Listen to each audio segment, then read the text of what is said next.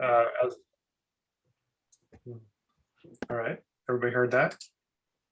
The newest member, and my plans currently are kind of feeling out the board and its inner workings and kind of finding out where my strengths can help the team, mainly focusing on streamlining files and communication channels, kind of make things a little more visible to everybody is what I've been focusing on since I started here.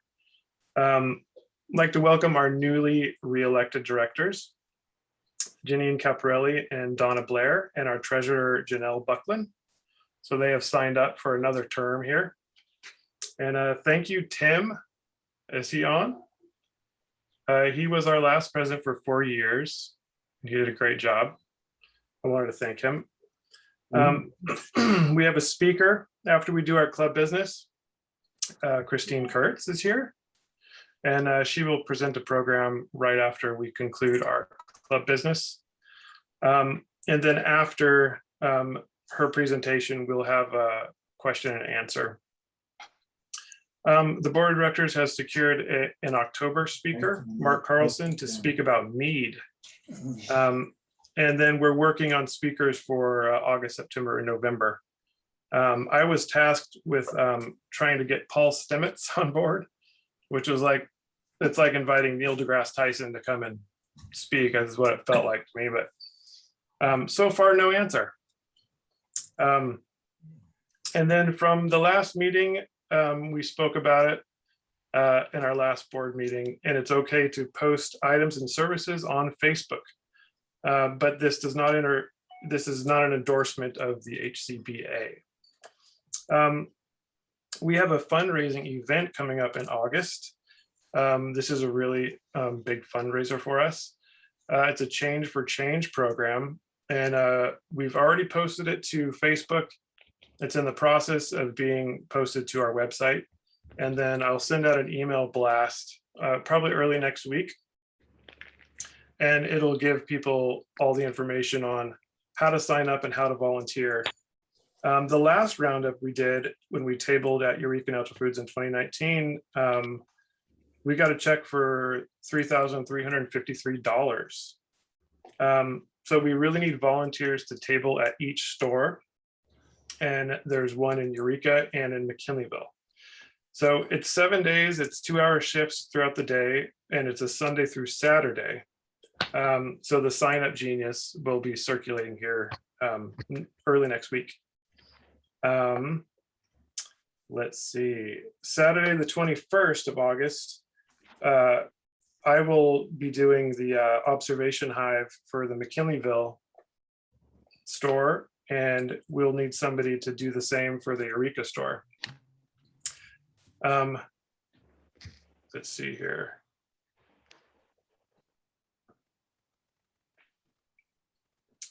Yeah, so we'll be selling our swag, have a donations drawer, and trying to get people to sign up and support the club.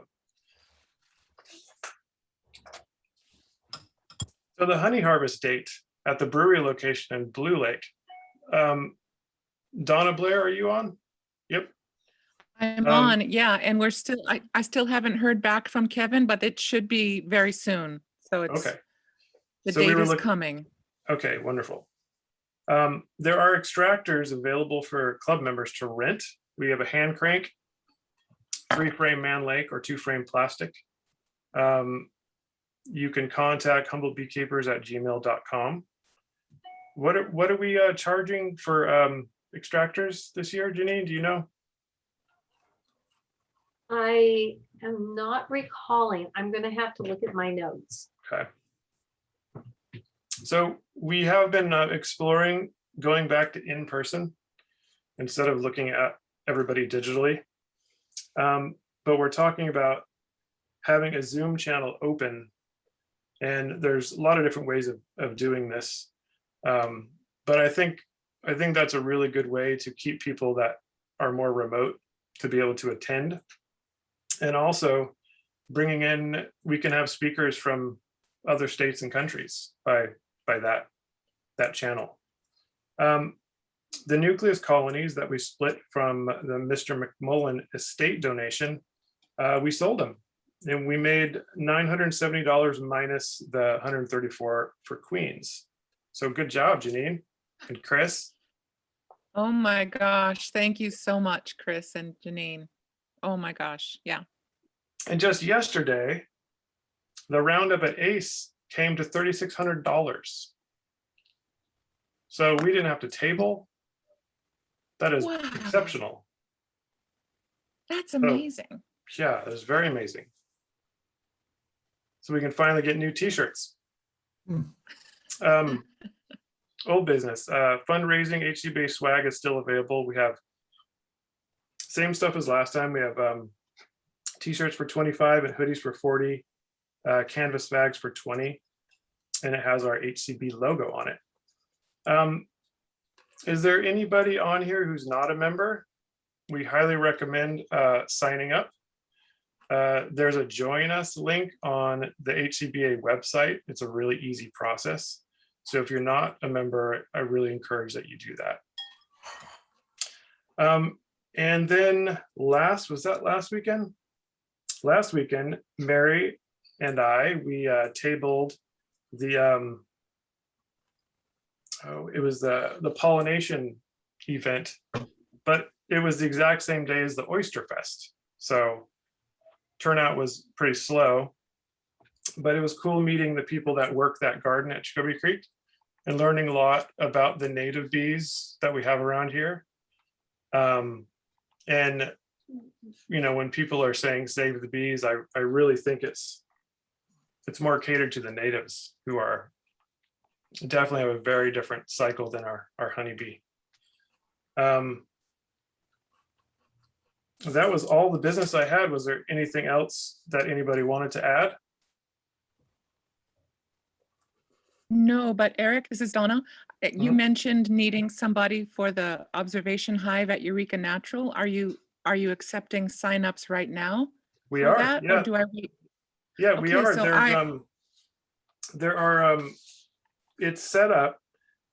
If you get on Facebook, it's an announcement posted to the top of the page. Otherwise, just look for an email early next week that will lay this all out, and we'll have links to sign up to the McKinleyville or the Eureka tabling. Okay, I don't have Facebook, so I'll have to wait for that email. Okay, thanks. Okay, well, I'll send it to you right after this, just for Okay. you. Okay, so Eric, Okay, thanks. just to clarify, when you say you need somebody for the observation hive, does that mean you're supplying the observation hive, or you want somebody who's going to supply an observation hive? No, we'll supply the observation hive, but we want somebody there who's, you know, really responsible and able to, I mean, for the McKinleyville one, I'll be there to bring it, and then I'll also pick it up. So something along those lines. Mm-hmm. Anything else? All right, Janine, you want to announce our speaker? Well, we have the pleasure of having Christine Kurtz join us from Petaluma, where she has what sounds like an amazing garden and an area large enough to accommodate 15 colonies of bees. Christine says that she is a lifelong learner, and obviously she has a commitment to her community and to making our world a better place. She has served as president of the Sonoma County Beekeepers Association and currently is on the board of directors for the Bee Association. She's twice been awarded, recently she was awarded. Hey, Janine, can I interrupt a second? Yes. Could you guys mute your mics if you're not speaking? Thank you so much. Thank you, Eric. Go ahead. Okay, well, in 2014, Christine was awarded Most Valuable Beekeeper within the Sonoma County Beekeepers. And I believe they have a much larger association than we do. Is it something like 500 members? Wow. Mhm. That's amazing. And I know that Christine knows a lot about gardening. She's, you know, has a certificate in permaculture, and most interesting, she is a treatment-free beekeeper and successful in overwintering her hives. So a lot to learn there. She believes in locally adapted bees, and they seem to be doing very well.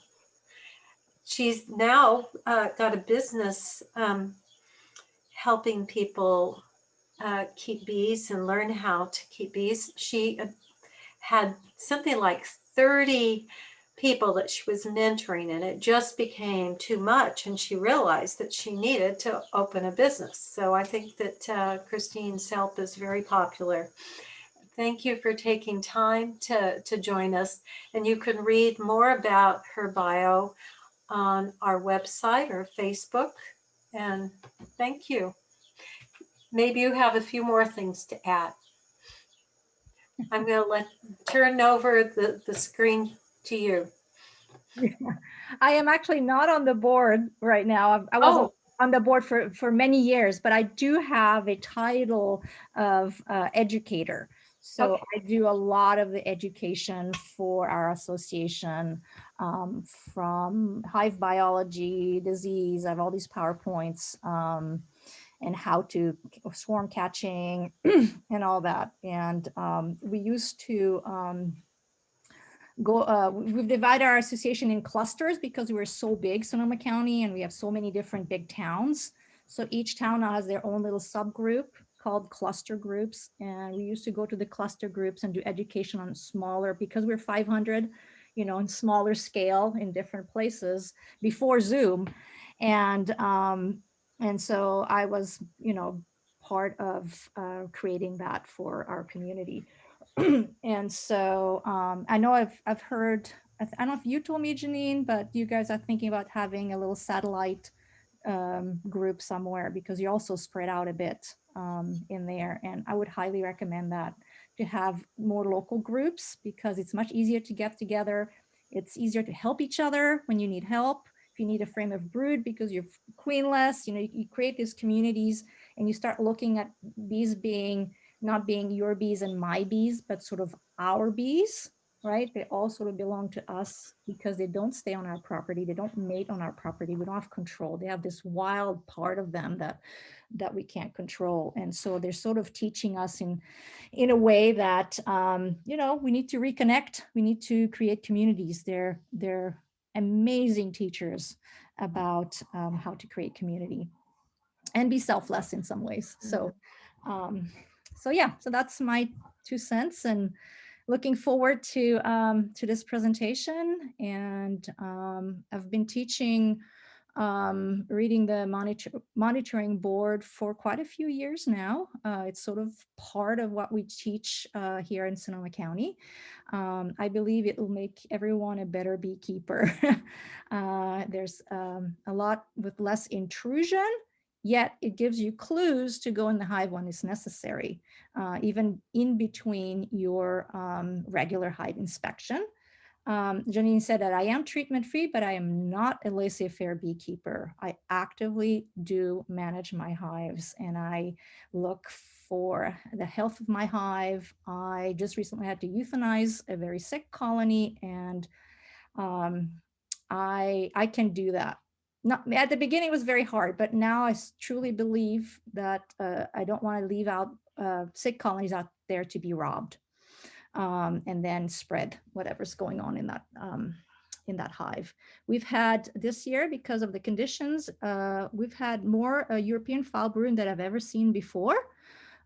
So we've been dealing with that. Not American foul brood, but European foul brood, which is more of a stress disease, which makes sense. Our bees are stressed down here. The colony had to euthanize. It was a very small colony and had European foulbrood. And instead of requeening it, pulling out all the affected comb, I decided to euthanize it. They didn't have enough bees to make a new queen. The input would have been huge, and we have no nectar flow right now. So they would have been also nutritionally stressed trying to make a queen, a new queen. So, like I said, I am treatment free, but I am on top of my colonies. I intimately know all my colonies. I take very good notes.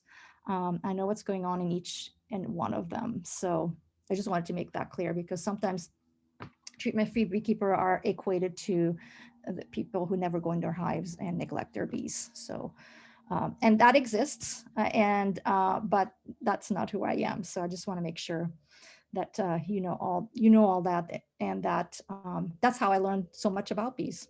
I observe, I go in there.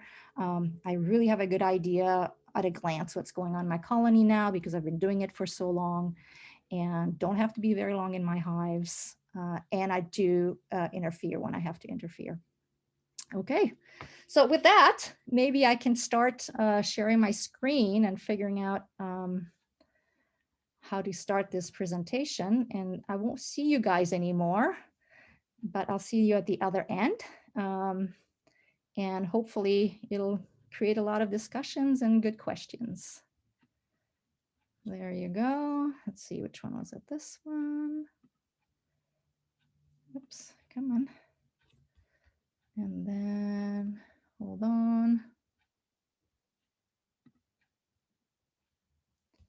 Okay, can you see that? Can you all see that? Yep, looks good. Okay, and you can hear me? Mm-hmm.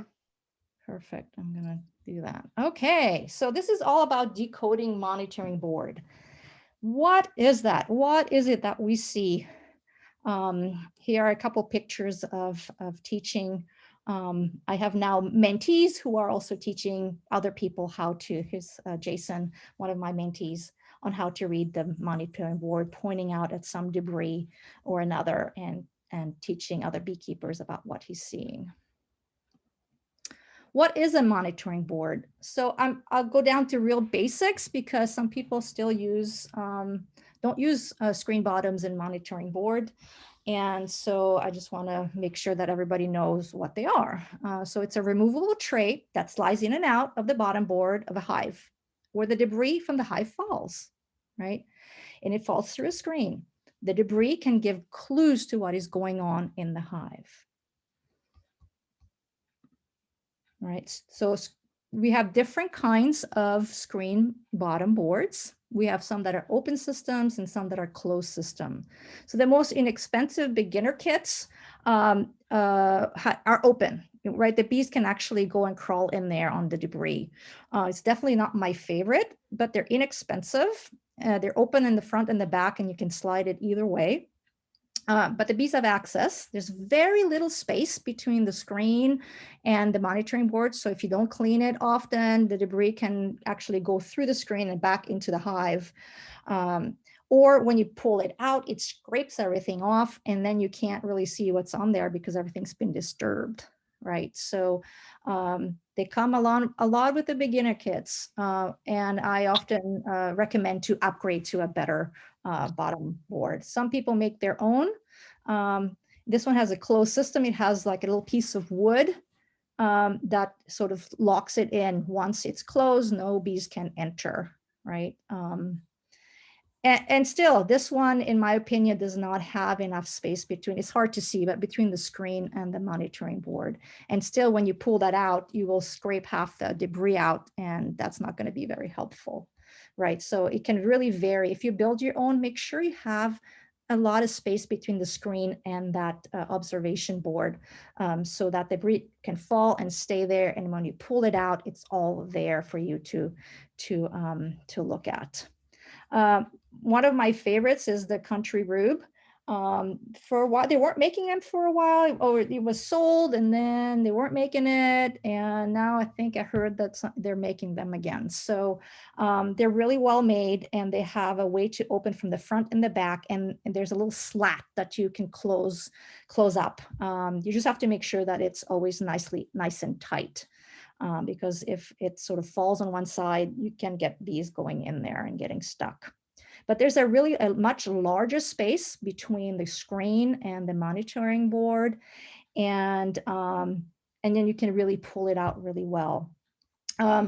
We have some people here that are making our great mentor, Serge Lebesque, who unfortunately now retired, but he came up with this, this design where it's not open in the front, but in the back, lots of room between the screen and the monitoring board, and then these wonderful little sliding doors, which is so helpful with controlling the, the entrance. If your hive is growing and it needs more of an entrance, you can open it. If robbing season happens, you can really close it really quickly. And it comes with a mouse guard, sort of, which we have a lot of here, especially if you live in the country, right? And then some of us who've had country room have modified our country room with those sliding doors. So I just wanted to point that out, that you can modify your equipment in a very clever way where you can have those sliding doors if you wish. Types of monitoring board. You have the very floppy kinds with a grid on it. The grid was meant to count mites, but when you have this much debris on it, it's really hard to do. And I personally don't count the mites. For me, it's useless, but some people use it. You can do it for 24-hour drop. You can see how many mites can drop in 24 hours and see what your mite count is.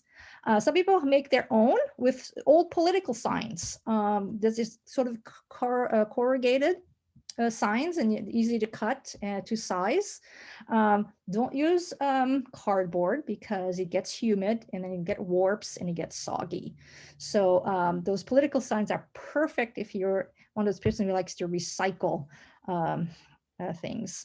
And then you have my favorite is the more stiffer plastic. And it comes with a slot where you can attach something so you can actually pull it for easier pull out. And then you can see it doesn't tend to warp as much as the more floppy kinds, and tend to have a longer shelf life. Caring for your monitoring board. So to clean it, hello. I like to use. Sorry about that. Could you guys mute your mics, please?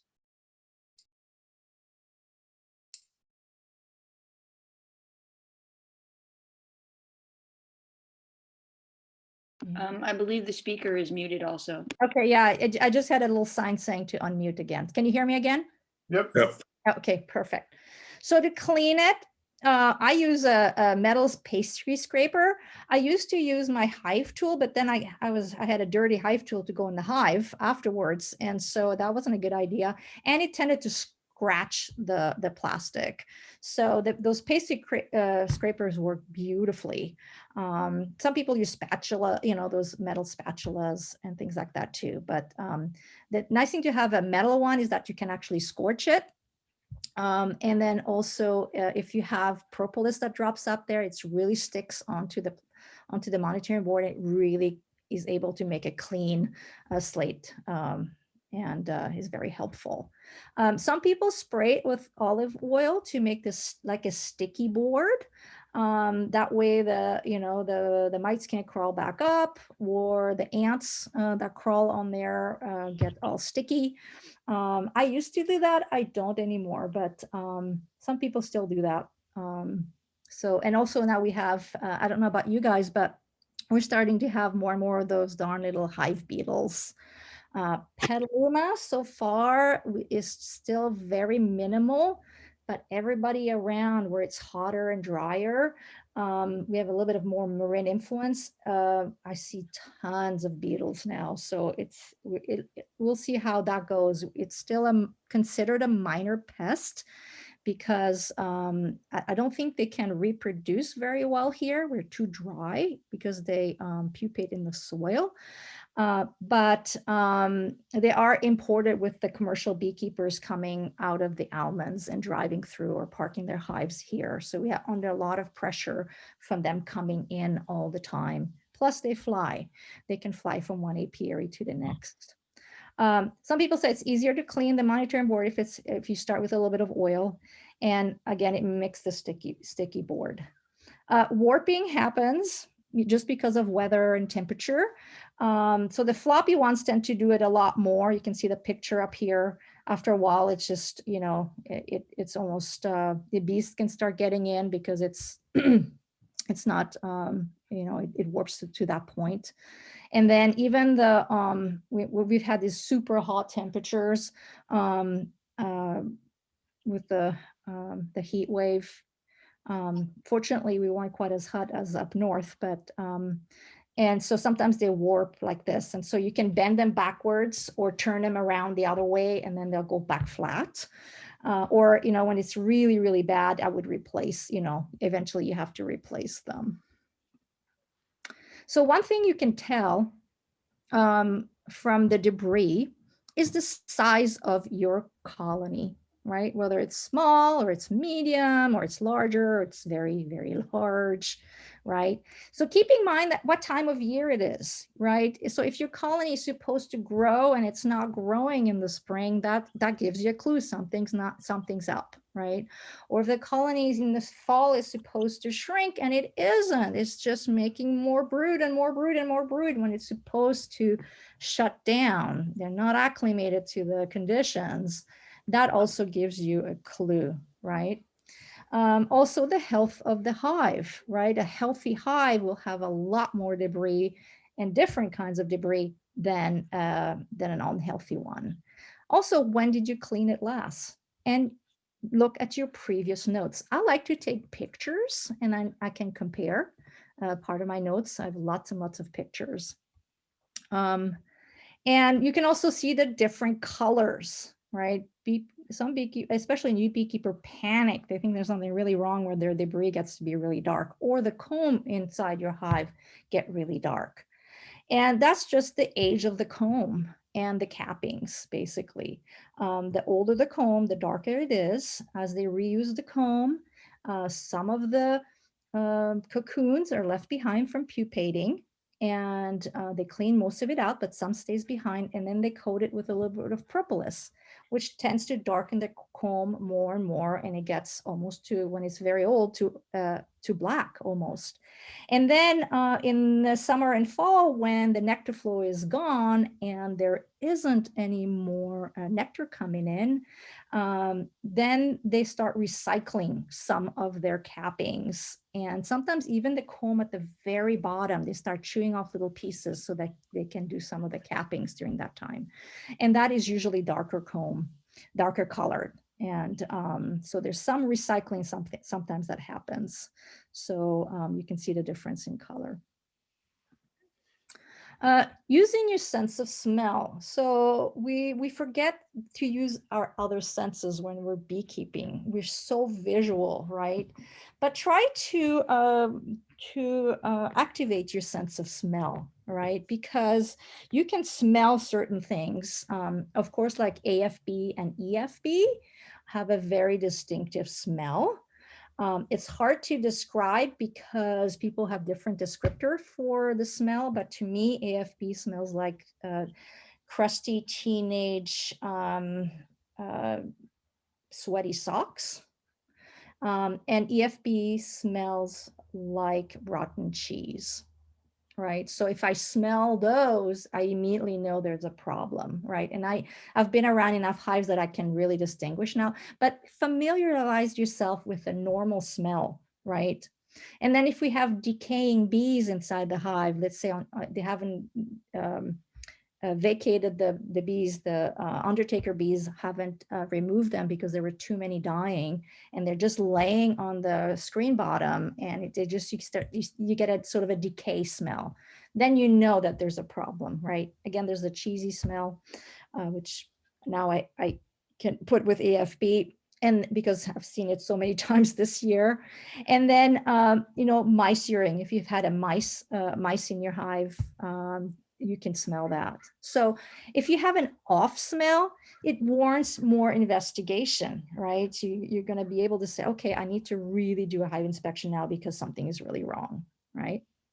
So, but first, familiarize yourself with the nice smell of what a colony smells like. Also, when you open your hive, right, take a whiff, and sometimes you just smell what's normal.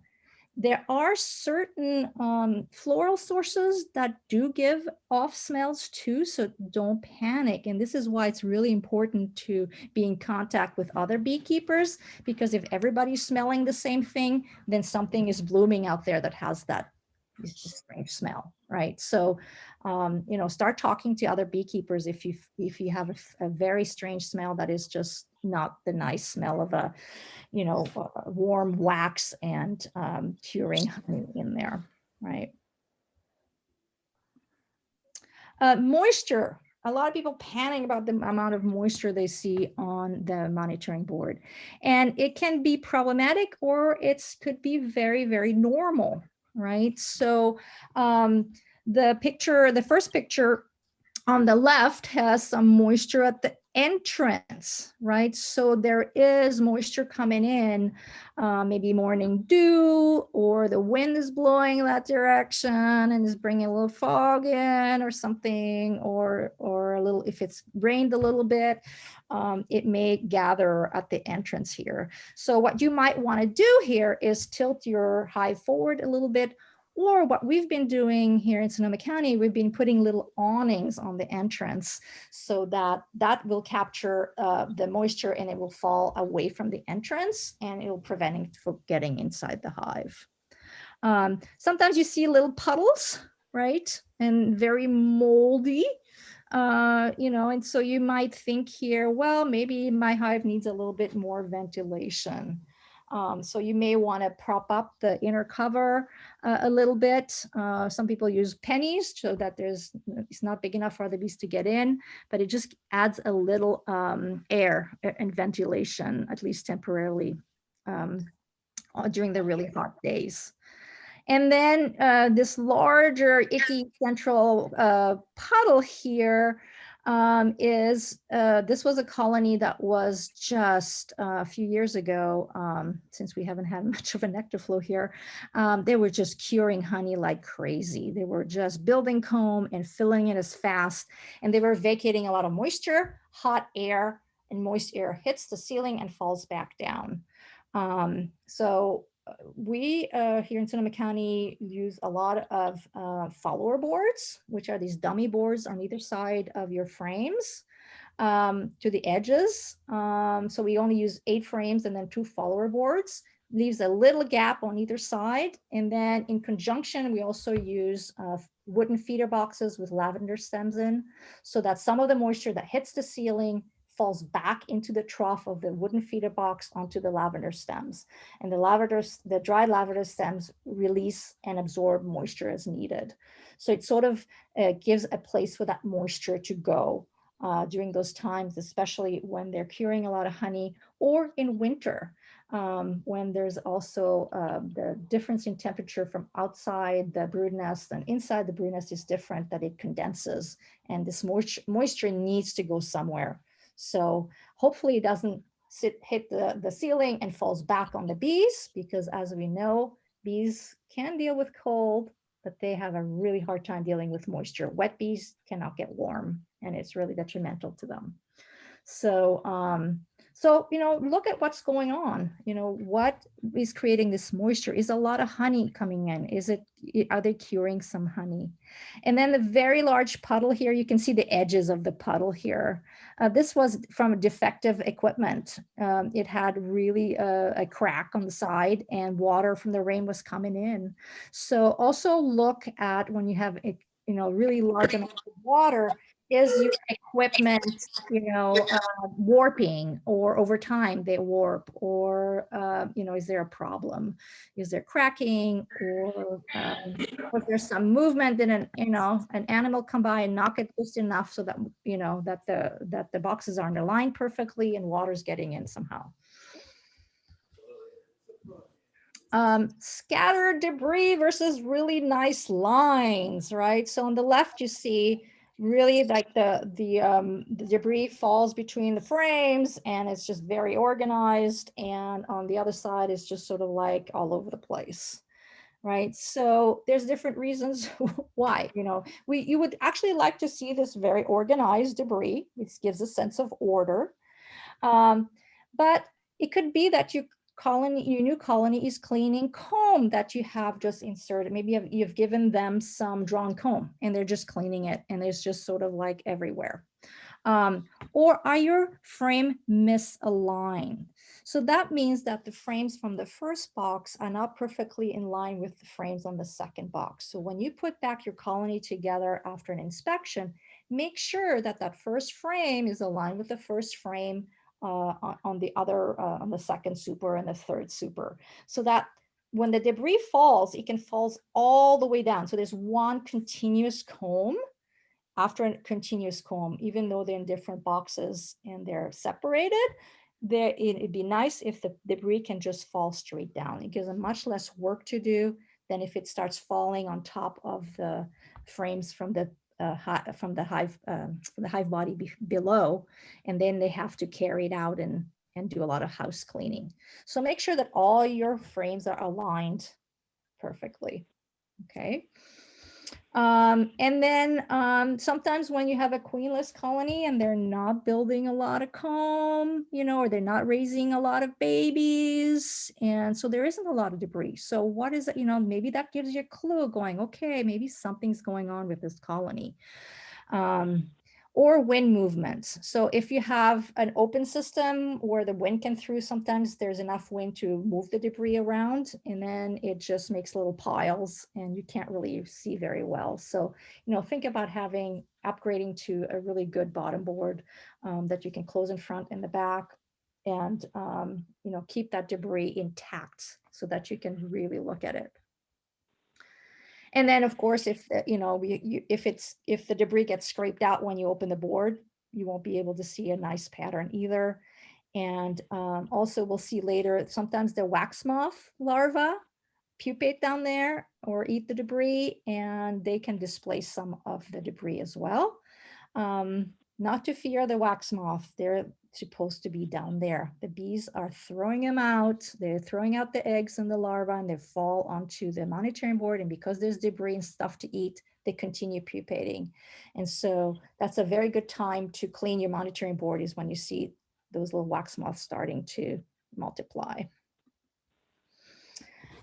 So one other thing you can see on the monitoring board is something I call worker dust. I've sort of made up this word because there wasn't any vocabulary for it.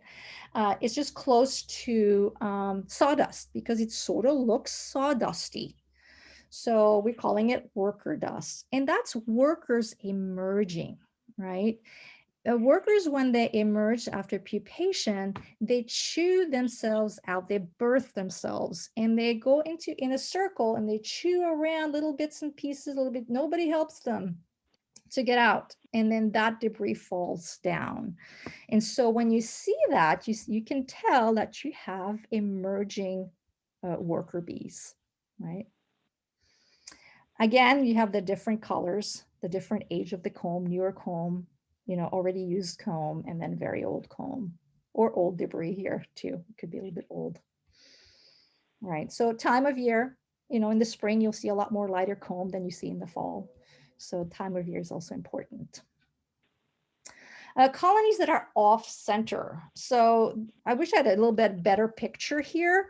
You see all the dead bees right here.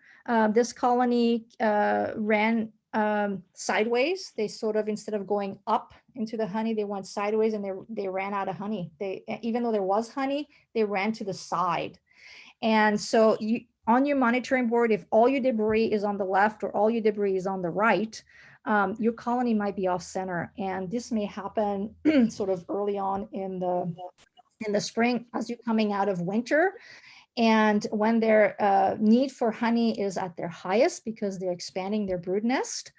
And so what you would do here is to do on a very warm day, a real quick inspection where you're going to take the frames on this side and then move them over onto the other side and recenter that colony so that they're right below where their honey stores are. So we've learned the hard way that bees can just drift on one side or the other. Doesn't happen often, but it does. And unfortunately, this colony, we noticed that too late, and they starved. They just a few inches away from their food. Drone cappings. So drone debris is very different than worker debris. And if you see these very round looking debris, much, much bigger than the little sawdusty part of the workers, those are drone emerging. I have one that's a sort of a blow up picture right here. They look sort of like miniature cornflakes. This is the way I describe them. The workers actually help the drones out. They will chew all the way around the cells to let them out. The workers control the birthing or euthanizing of drones at all times, at any stages, egg, larva, pupa, or adults. If a colony is under stress, they can euthanize and get rid of their drones at any time of the year. We always say they only do this in fall. They kick the drones out in fall.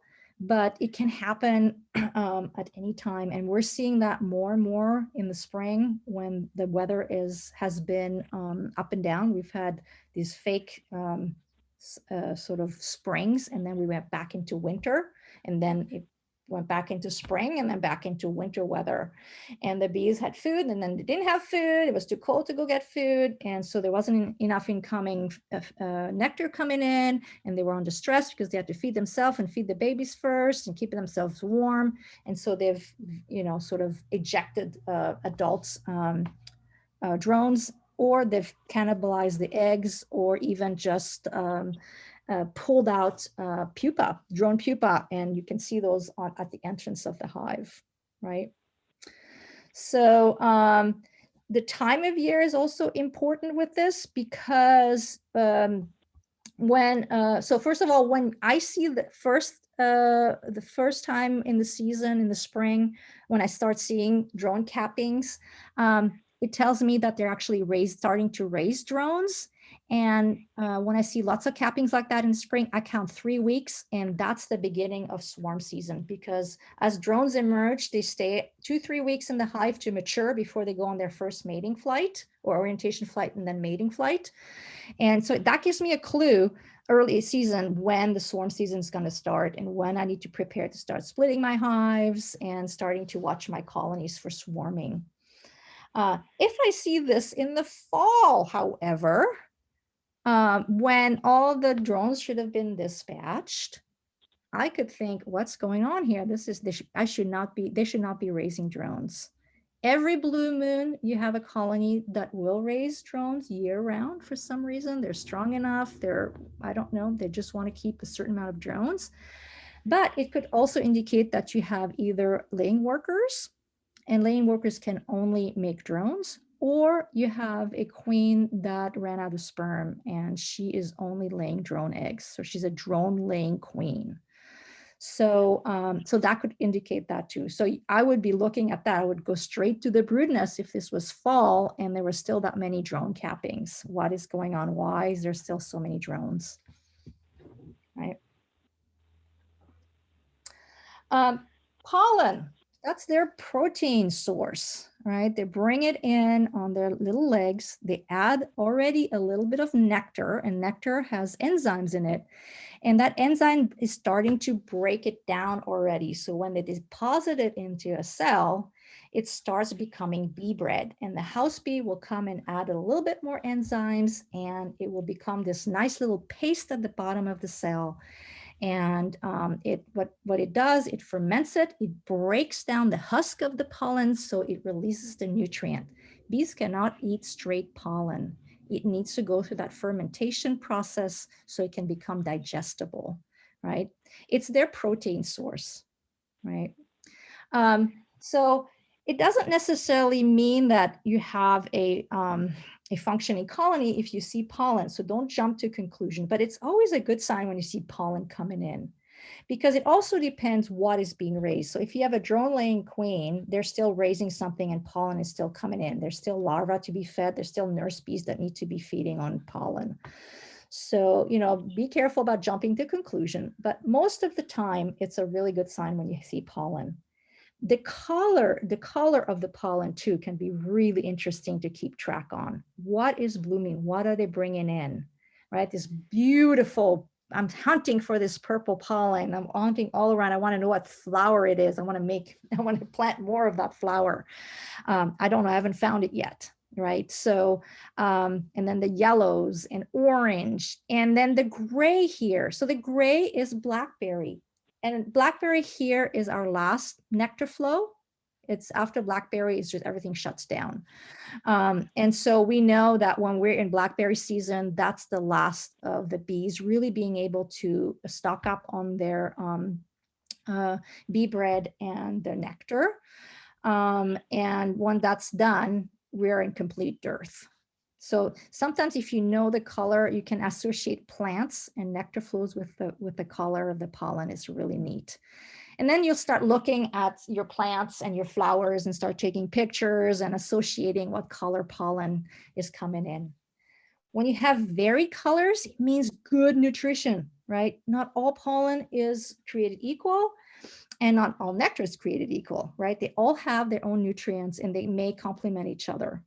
And that's why bees on monoculture they may get fat, but they're nutritionally starved. They don't have that varied pollen that they need. They may miss some vitamins, some lipids, some goodness that this variety of food is bringing them. It's sort of like us. We need varied nutrition, right? We need different kinds of food to stay healthy. So do bees. And you can see that, right? And as the season goes along, you'll see less and less variation of pollen as there's less and less flowers. Like on this one, there's only like yellow and orange, as opposed to this one that has all these different kinds of color in the middle, right? It also gives you the status of the hive. Sometimes you see zero pollen, on it. So are they taking a break in the brood? Is there a brood break? What is going on? Doesn't mean something is wrong. I have one colony. I can never see any pollen. They're so efficient. They're not dropping any of their pollen. And also, sometimes ants eat the debris. So if you have a lot of ants trolling around in there, they may be taking some of that debris away. So, keep that in mind too. Other little creatures eating the debris. Ooh, wax flakes. That's their building material. And it looks like little shards of glass. Sometimes on white is very difficult to see. The picture way on the right, it's almost, it's transparent. Seeing when you have a swarm and they're building comb, they're so primed to build comb, you can get these enormous, amount of these little wax flakes. It also shows you that you have a nectar flow. Unless you're feeding sugar syrup and giving them an artificial nectar flow when there is no nectar, this really can also tell you when your nectar flow is going on. Bees need surplus nectar and copious amount for those young bees to start dropping wax. Once the nectar faucet shuts off, so does the comb building. And you will stop seeing those wax flakes on the monitoring board. Here in Sonoma County, it's usually beginning June to end of June, depending on the year we've had. This year, it was actually end of May because we had zero water. Last year, we had intermittent rain in the in the spring. And so we had a little nectar flow, extended nectar flow. This year, absolutely nothing. The bees really, really struggled to build comb and and then store some food. Propolis. That's their external immune system, right? It's antiviral, antibacterial, antifungal. They scrape young shoots of plants, which the young shoots of plants protect themselves from bacteria and viruses with this resin. Otherwise, everything would be eating those nice, soft, tender shoots.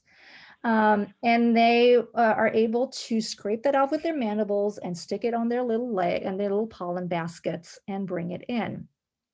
Typically, you do not see it on the monitoring board. And so you have to wonder why. The picture on the left here was one of my hives that was, I think 3 years ago, we had 111 temperature.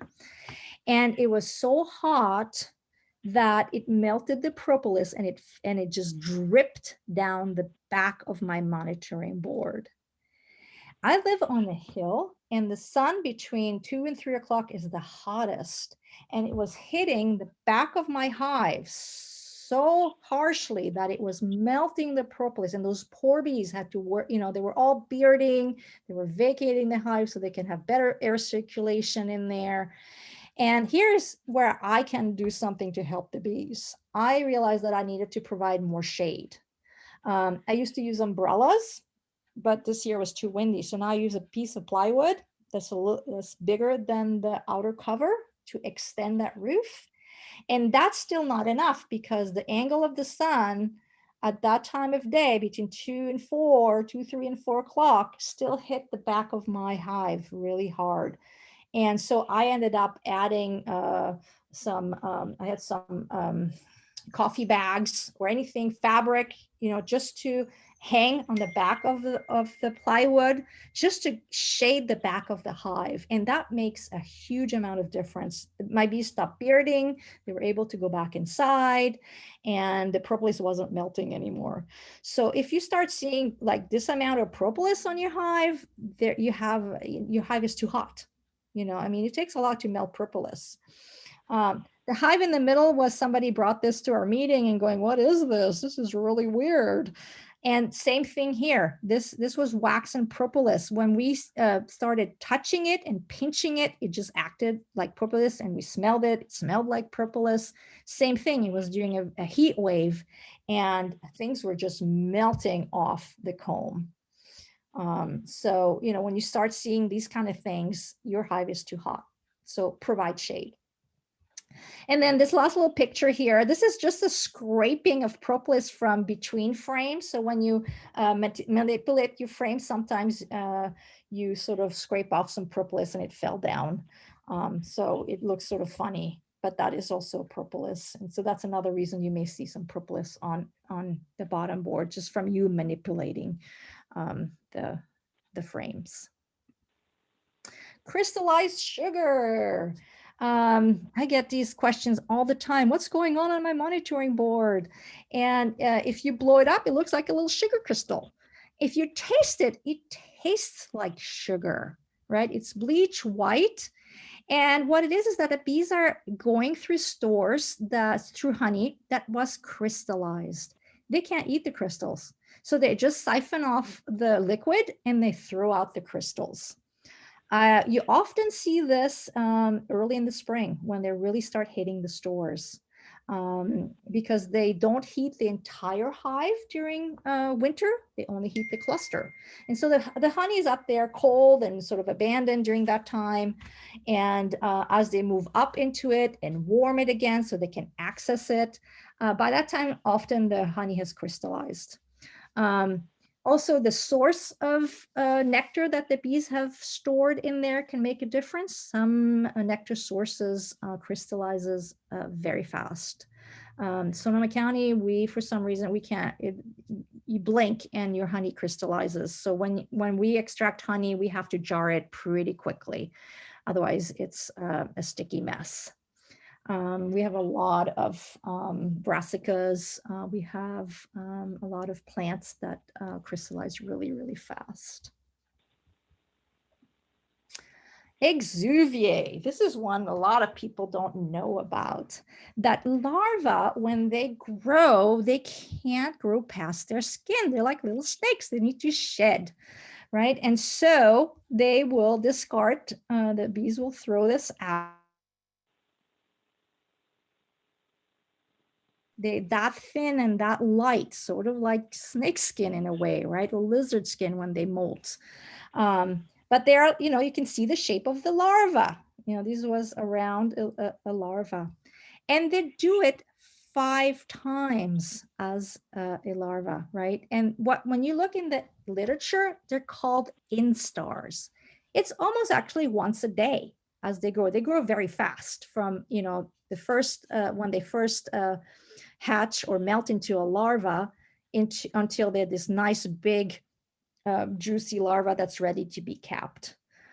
So there's 5 instars. And actually there is a 6th one that happens, and I'll show you what that looks like, just when they're about to emerge after pupation. But as a larva, there's 5 times they do it. So when you see those debris, that means you have larvae in your hive, right? You will, when you go inside your hive, most likely you will see larvae, especially if it's fresh debris. Here's the 6th instar exuviae. Do you see these little twirly? For years, I didn't know what they were. Right here and right here and right here. And finally, Serge Lebesque, my best mentor ever, he was like, oh, that's the 6th instar. It's the bee's antennae. This is the last shedding before they get out of their cell. And you can see that the shape of the antenna actually. So that you have bees emerging right here, right? There's a lot of mites on here as well. Okay. And pests. Oh, how about mice?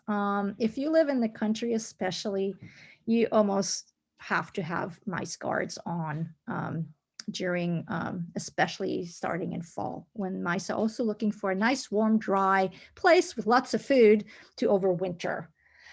You can see at the bottom here, this is one of those little wooden entrance reducer.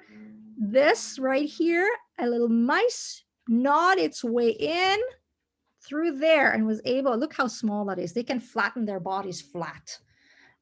So that's, your entrance reducer is not enough to keep mice out. So, little screens that are big enough for the bees to go in are very helpful. You don't really have to buy the expensive ones. You can make your own. I know I'll double back at the end at the very top when I had those little entrance mice guards. And what you will see on your monitoring board, if a mice has gotten access, you will see their feces, of course, and then you will also see where they gnawed on your frames.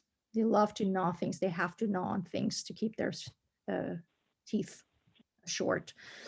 And so, and you will may also see debris, nest debris and hair from their fur, from their cleaning, and then big chunks of wax. They start eating through your wax from the bottom up, right? Of course, if your colony has died and they have whole access of the entire hive, you can have whole families of mice living in there for quite some time. But you can also see this in live colonies. Of course, once in a while, the bees can sting a mice, and then they purplize it because they can't move it because it's so big. But they can live there for quite some time. As the cluster is clustering up and tight, they can't really patrol the whole hive anymore, and then the mice have sort of their way with the bottom of the hive. Other kinds of poops, right? So insect poop is called frass. And so there's all different kind of frass we can find. You can see these very rectangular frass, right? That's wax moth, right? Don't worry too much unless your hive is very weak or your hive is dead out and nobody's patrolling. The bees usually know what to do with wax moths. They will find those eggs, they will find the larva, and they will either fly them out or they will drop them to the bottom. But always if you have concern that your hive is really weak, or your hive is really weakened, you may still make sure that the colony is not too big for its size, and they're not abandoning comb on the sides or the top or the bottom, where they just don't have enough bees to patrol every day. So the wax moths are very clever. They come in the hive every night. They can mask their pheromones. They run around like crazy, and they lay little eggs everywhere, and then they vacate the hive, and left behind are eggs that will hatch into the larva, and the larva will start tunneling through the comb. But the bees, over time, they have come to recognize the eggs and the larva, and they know what to do with it. Not so at the beginning. When they first came to this country, it would decimate entire apiaries. When you read the old bee books, it was the bane of every beekeeper's existence. Not anymore. Bees usually know, unless you have a really weak hive, they know what to do with it. But it gives you, a clue that maybe there's something going on. So just keep that in the back of your head. Make sure you have a strong colony, and that maybe you need to reduce it if it's weak, so that they can patrol the entire colony. In the middle here, you can see earwig poop. Earwig frass looks more like mini poppy seeds, tiny little, circular round frass. When I see a lot of earwigs, I'm thinking that hive is in a very humid place. There are places that are on, even on my own property, they're a cold sink. I can't put my hives just about anywhere. It took me a long time to figure out the perfect spots for my hives. But if I have a lot of big trees around my property, and there are areas that just, they just stay humid and attract a lot of earwigs. So when I see a lot of earwigs in hives, I recommend moving that hive a little bit more into the sun. Except this year. This year, because it's so dry, earwigs are just attracted to the hives because it's the only humid and warm place for them. Everything is so dry to a crisp that they're attracted to. So weather patterns can also have something to do with it. But keep that in mind, why am I seeing all these earwigs in my colony? Maybe my colony needs a little bit more sun, and that will distract, so they can keep the hive more warm and circulate the air in there, warm air, and keep it dry. And then, of course, the mice and rat feces. And then bee dysentery on the very right. They look like little round splotches, right? Flat drops like yellow and brown. And I'll talk to you a little bit more about that in a little bit.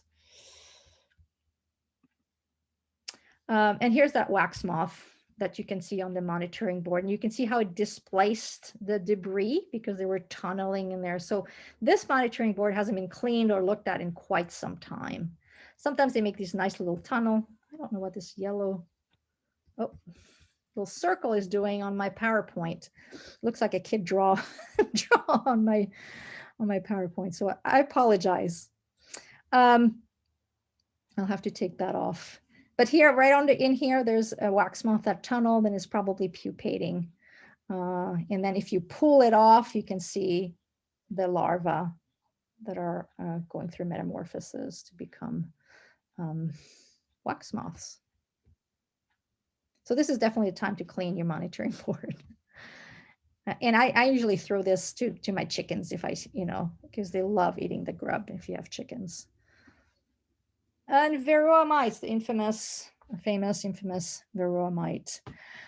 Keep in mind, the genetic and hygienic behavior of your hive. I'm very aware of that since I'm treatment free, and that's what I'm looking for in my hives is how the bees manage their hives. I'm not afraid of mice. They don't freak me out, but I am continuously looking at that brood nest and the health of the brood nest. I'm looking how the bees are managing them. Taking bees out, sort of removing bees that are sick or parasitized? Do I see bald brood behavior? So this is a new behavior that's come to light recently, is where the bees decap the pupating bee in the later stages when the eyes are in their purple stage. And I don't know what's going on with the scribbling. And then they change the atmosphere inside that cell. It changes the humidity. It prevents the mite from reproducing. And then they recap it. And that bee can finish pupating and emerge. So that's pretty remarkable. So instead of just keeping to remove the bees and losing population, they're coming up with this new strategy to keep those pupa alive and come out with at least a complete adult at the other end.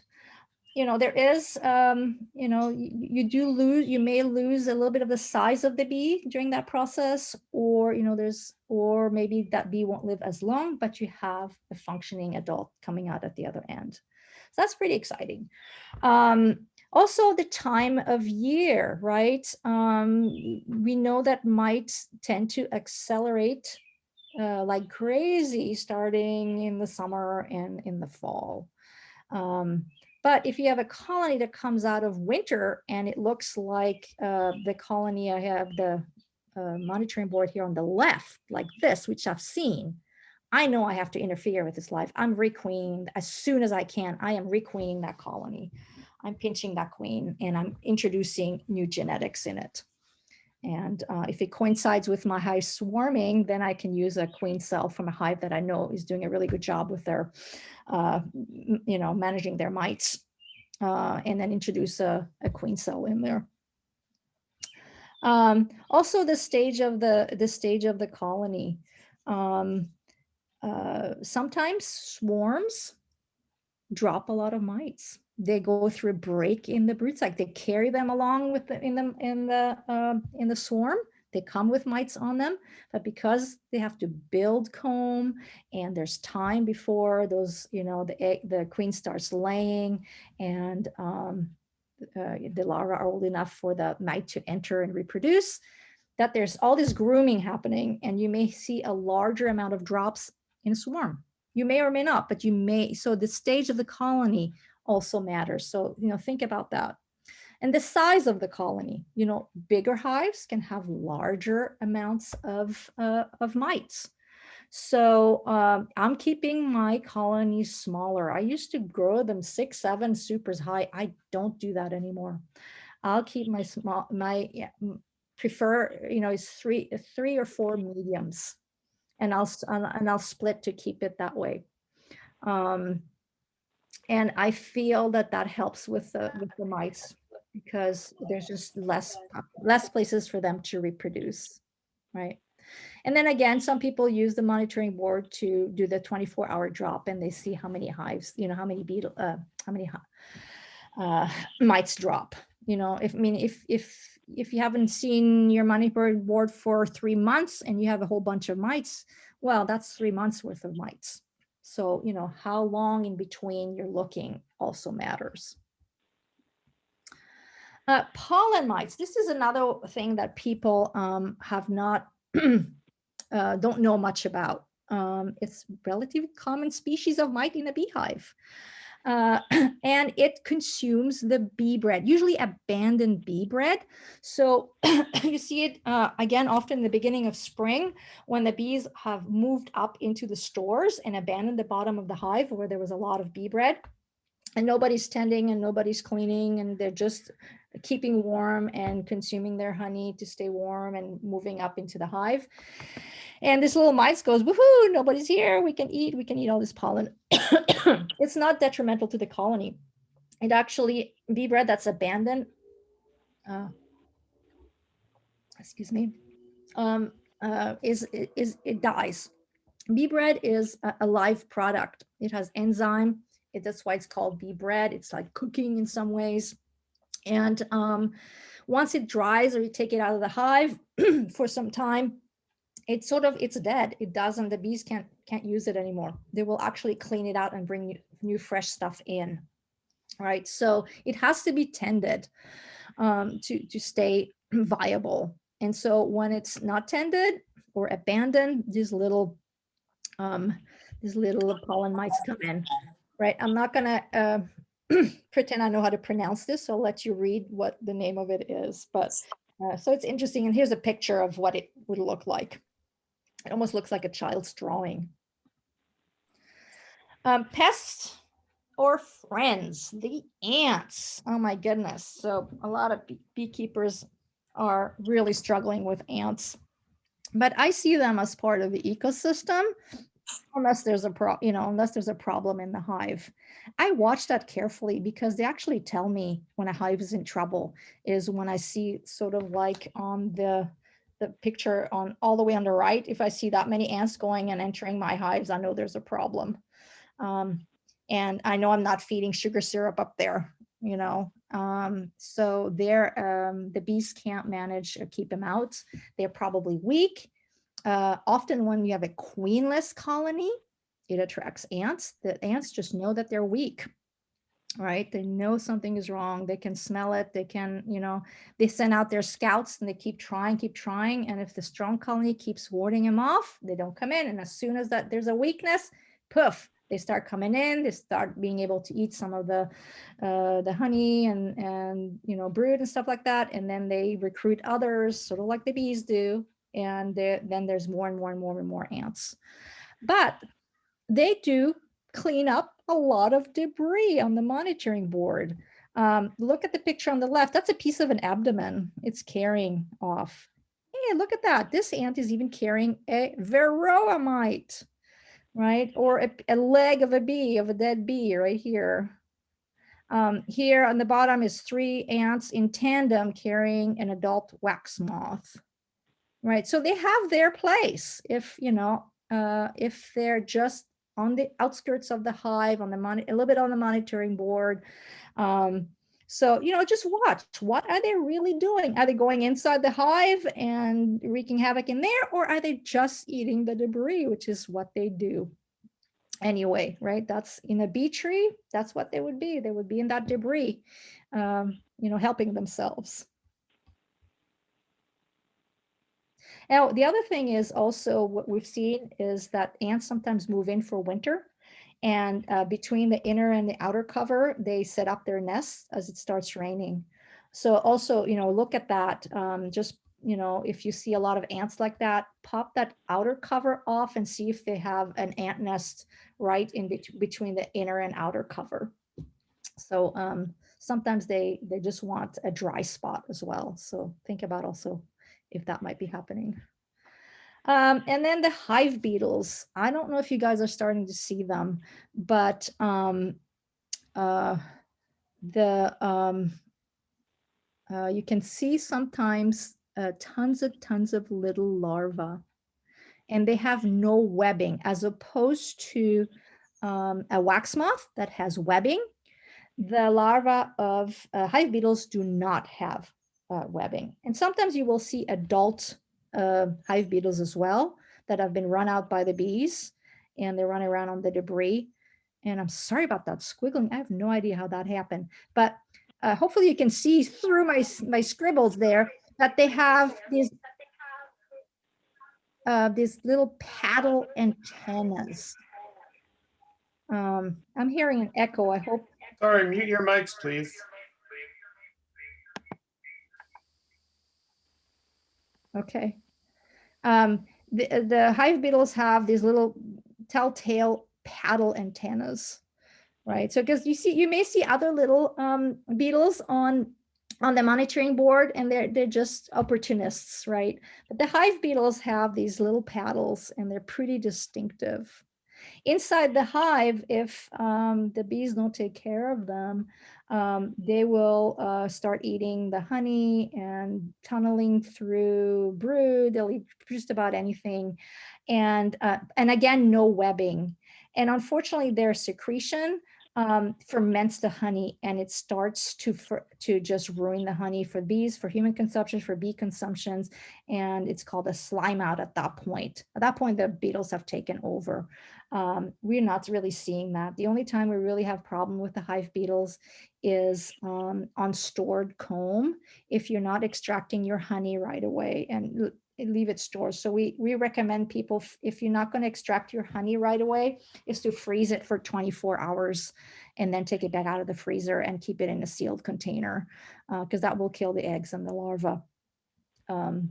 Because a hive beetles can lay up to 2,000 eggs. So that's a lot of eggs. And then the sap beetle. Sap beetle we started seeing shortly after the hive beetles came in, and we used to call it the lesser wax, the lesser hive beetles, so the smaller hive beetle. And it does the same thing as the hive beetle. Less is known about it. It's just a lot skinnier, and they come from 2 different countries.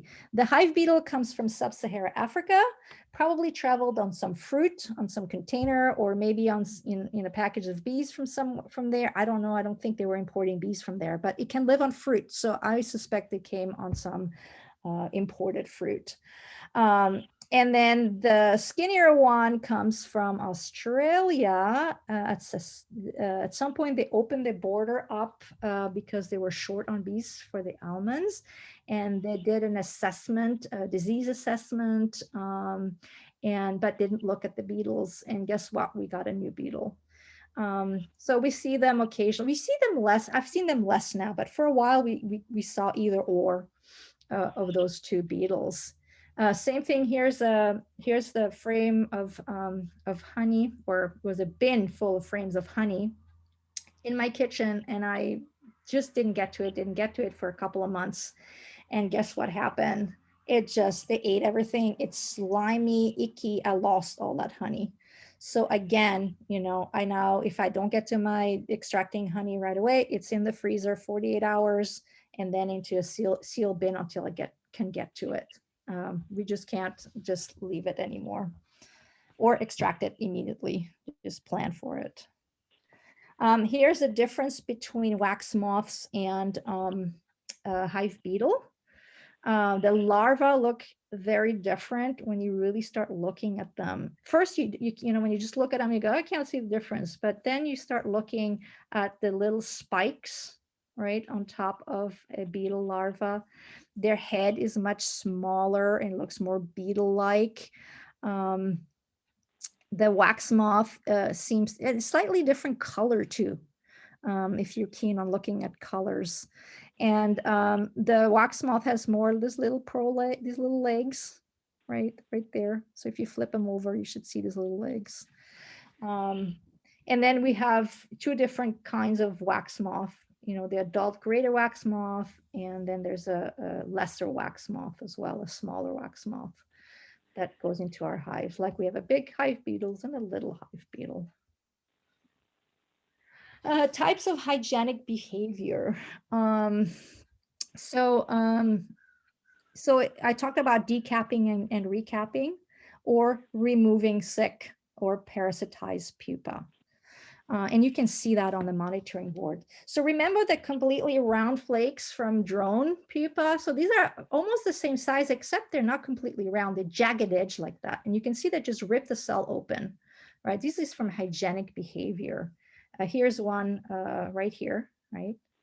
This one they had pierced. If you've noticed, sometimes before they remove a pupa, it's identified by a bee and it's pierced. It's almost marked to be removed. There's 2 different genes that happen for removal of pupa. One is detecting and one is removing. And the bees have to have both of those traits. So when that queen goes mating, that's what she's hoping to capture. She wants those 2 traits in today's world with all the disease that we're having. And so it's very advantageous for bees to be able to do that. And you can see here, there's a piece of a pupa. So they're removing pupa, right? If you look at this one, right, you see how round this is. This is a drone capping. So this is bigger debris, drone capping. This is hygienic behavior capping, right? So jagged edge, sometimes you see the piercing, sometimes you just see a little parts of it. Disease, dried up brood. So here we have, this is often indicative of EFB. It could also be chill brood if early in the spring when they're growing so fast and they don't have enough adult bees to cover the brood at night. The queen is just laying like crazy and just a little bit too much. And then they contract to stay warm at night. And then they abandon the outside of the nest, and then the larvae dry out, and then they clean it out. It just dies. So, and you can, but you can see that because those little scales will also only be on the outskirts of the nest. But if you see these scales inside the nest all over, then you look at the larva and see if you have a European foul brood. This can be indicative of European foul brood. The other things, that could be here, you can see all these pieces of either larva or pupa. It could be that they're removing pupa with mites in them, right? So if you see lots and lots of mites and lots of little pieces of pupa, then you may think, oh, I may have a mite problem. What am I going to do? Am I a person that's going to treat, or am I going to do something different because I'm treatment free? Giving a break in a brood cycle, requeening, splitting the colony, giving them a brood and break cycle, caging the queen. There's all these other things that you can do. And you have to make your choices depending what kind of, what your philosophy and what you want to do with your hive. Here's a sort of a blow up picture again from the previous part, right? A piece of that of pupa, and then there's that hygienic flake that was removed. And then here's that round drone capping as opposed to the jagged edged one. So immediately when I see this, I go to the, when I see those kind of dried up larvae like this, I go to the bird nest and I look at how the bees are handling it. Are they able to clean it out? Are they not? What does it smell like? What am I going to do? Is this colony really sick? Is it worth saving? Should I requeen it? Is there a nectar flow going on? Is it a time to requeen? All those questions start happening in my head, right? And then of course there's viruses, and viruses is really hard because there's not a lot of symptoms. Beside the deformed wing virus and the black cell virus, a queen cell virus, there's really not a lot of viruses that have distinctive ways of figuring out what they are. A lot of them cross over. And so, if you start looking at the symptoms of different viruses, is really hard to distinguish one from the other. And there's nothing much you can do. You hope the bees can deal with it and come out the other side. Some bees can. They have what it takes. They get sick and then they get better. It's actually amazing. Whoops. Yeah. And then chalk brood. Oh, chalk brood is the other one that you have a real symptom or a sign that you have chalk brood. And you will see these little pieces. They look like, chalk, a little piece of chalk. And there could be white to brown to eventually they turn black. That's when the fruiting body is done consuming the pupa. It turns black.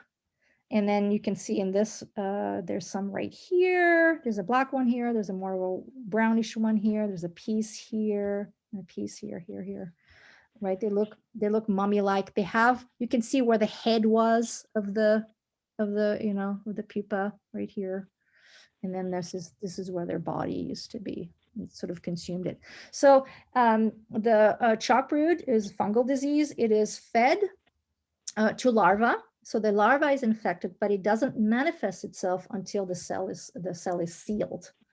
And then the fungus, the conditions in there are just perfect for the fungus to just take over.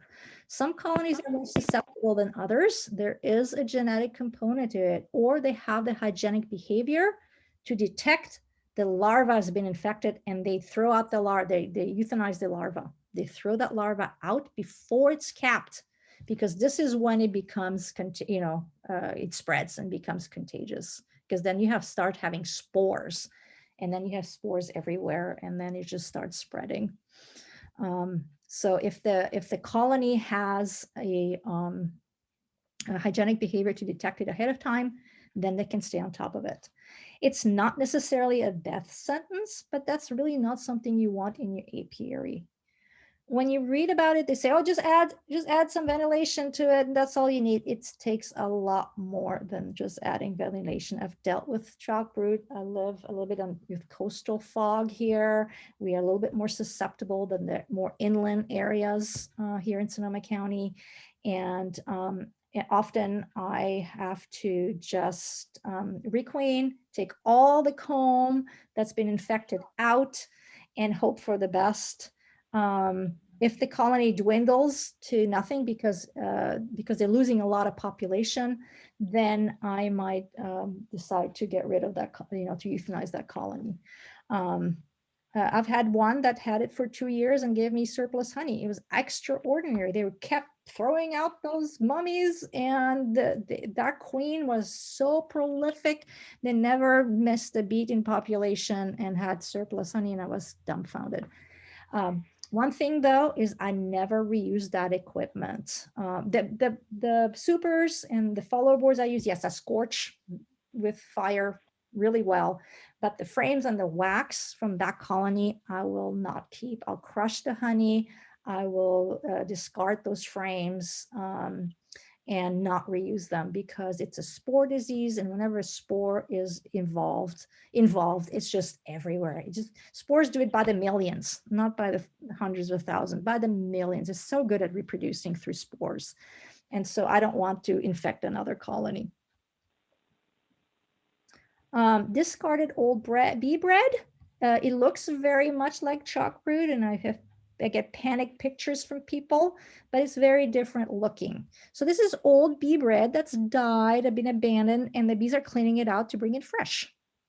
And so, so when a swarm moves into a dead out, you could see that because they're cleaning everything out, or the bees are moving back down into the area, the bottom part of the hive. So it's past winter, in spring, they're expanding sideways, they're expanding top and bottom, they're expanding their brood nest, and they're hitting this old bee bread, and they're just house cleaning out of here, right?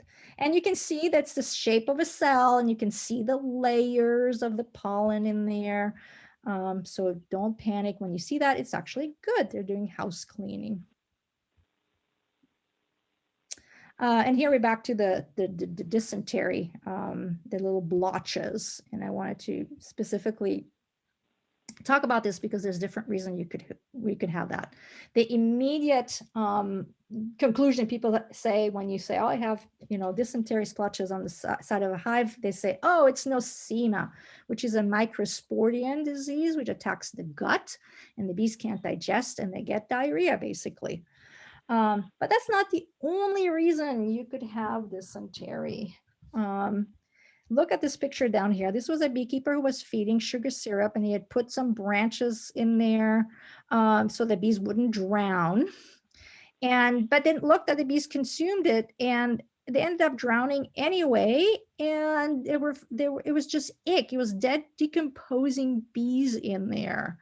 And that was the front of his hive, and it was just really gross. But we cleaned all that up. We washed the front of the hive, and we found a better way of feeding bees that wasn't making this, yuck. We reduced the hive because that was way too much feed for that little colony that was actually inhabiting it. So we also looked at size of colony. They didn't need that much sugar water, just a little bit because they were small, right? So watch for that. This would be this picture on the bottom right is if there's dysentery inside the hive, you would see these blotches like this. The other time I've seen dysentery inside the hive is bees coming out of winter super small, and they cannot thermoregulate. And they get the runs. They get sort of like the flu. They get the runs. At that point, that colony is probably pretty much on their way out. Or if I feel there's still critical mass in there, maybe I would take those 3 frames maybe and put them in a nuke box. And, and put some follow boards around and make them super small. and see if they can make it through. And sometimes they can, and sometimes they can't. But so if they have problems thermoregulating because they don't have enough bodies, you may also see some dysentery. Dead bees. Hopefully you don't see dead bees on your monitoring board. If you have a closed system, then there's something wrong, right? Well, how are the bees getting in? I didn't realize sometimes the slot they put in these are really big enough that the bees can crawl in. And once they crawl in, they can't crawl back out. Sort of makes it a trap. So I use some tape underneath here. You know, I put my little twist tie so I can pull it out, and then some tape so they can't get in there. It could be faulty equipment. So this, the screen on the right here had a hole big enough that the bees could crawl in there, and then they got trapped and they couldn't crawl back in. And then I had this problem, this hive with dead, like hundreds of dead bees. It was horrible. Every time I came to this apiary, I was like, what is going on? How, you know, I looked on the sides, I investigated, couldn't figure out. Finally, I decided I'm just going to switch bottom board. And I took it home, and then I realized, oh my gosh, it had a defect in the wire, right? So investigate. You should not have all these dead bees on your monitoring board. You know, they're festering dead, nobody's removing them. It's really icky. And that then creates even more, you know, disease. And then, but interestingly enough, look at this bee. You know, this shows you that the varroa mites that are still alive, that fall, you know, when they're being groomed, will crawl back on a bee. This bee, of course, is dead, but these mites were just crawling from all over on top of this dead bee. So that shows you the advantage of a screen bottom and a monitoring board is that when they groom those mites down, they cannot jump back on the bees. They're very good at, even on if a bee crawls through, to just jump right back on the honeybee, right on the bee. So there is some advantage with these screen bottoms and these monitoring boards. Interestingly enough, I leave my monitoring in year round, and I do ventilation by the entrance. If bees need more ventilation, I open the entrance. I have very windy where I am. We have coastal fog. It's too cold to take it out. Some people will take it out when it's super hot. Places like Napa and Kenwood here in the wine country, right over the hill from me, super hot, super dry. And some beekeepers may take them out temporarily when they have those 90-degree days and the bees need more air. But I'm too windy where I am. And so I keep mine in year round and really work with those sliding doors. Is really easy for me to control the entrance. If they need more air, more ventilation, I open that up. So just a little aside here. Robbing, a hive that's under siege, right? At this point where you start seeing legs and wings and heads, you know, there's been some battling inside. Here's even a yellow jacket. So not only do other honeybees rob each other, you also have the infamous yellow jackets that can really wreak havoc inside hive. And yellow jackets, they can come in, they get up earlier than bees. And so when the bees are inside the hive festooning, they can enter and grab a bee and come out. I've seen that happen, right? Before the bees are break cluster and they go out there and forage and defend the entrance. So they are really cunning. So watch for the population of yellow jackets. The only thing you can do about yellow jackets is reduce the population, put traps out. If you can find the nest, that's the best. Of course, often they're not on your property, they're in your neighbor's property or somewhere, or they're very clever at camouflaging. But yellow jacket season, I think, is going to be brutal again this year. The dry years, they're just that much more hungry, it seems like. But by the time you see legs and battling inside, and your hive is in big trouble. You know, there's something different about bees just investigating the outside, the back vent, you know, robber bees trying to get in, and robber bees actually getting into the hive. And that's when you start seeing it on the monitoring board, the fighting, defending, you know, who knows who's winning at this point.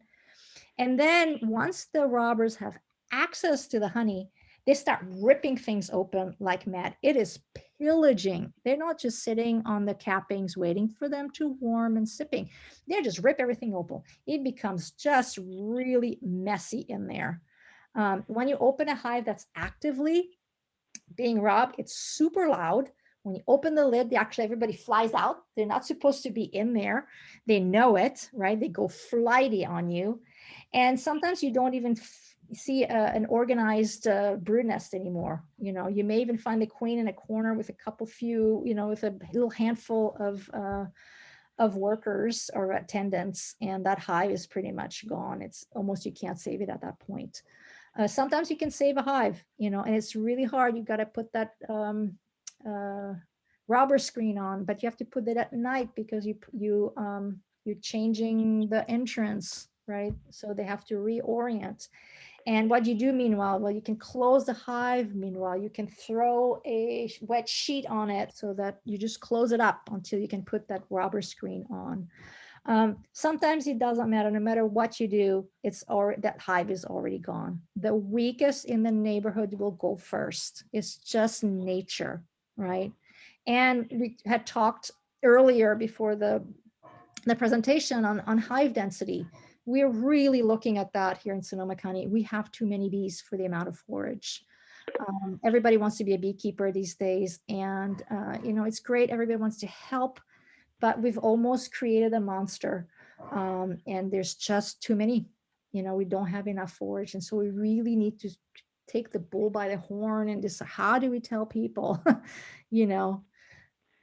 how do we reduce that? How can you tell somebody you can have a hive and you can't have a hive, but we really encourage people to first, even thinking before they're having bees, plant for bees, feed the bees we have, see how many other bees you can attract, see how many native bees you can attract, make these oases, and then maybe think about bees. But we have to really look at that, because to put out more bees and bees and bees and just feed them sugar syrup, I don't think is the answer to helping the bees.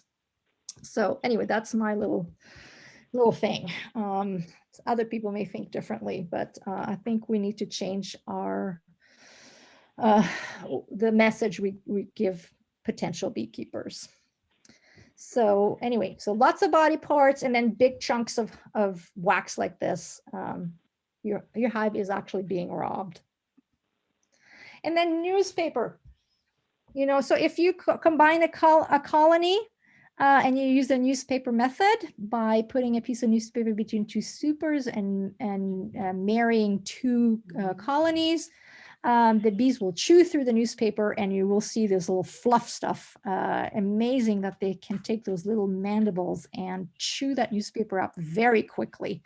Within 24 hours, that newspaper is gone in a strong colony, if there's enough bees. If you're doing 2 weak colonies together, you may just give them a couple of days and then pull that paper out and help them out, because they may not have the oomph to do it.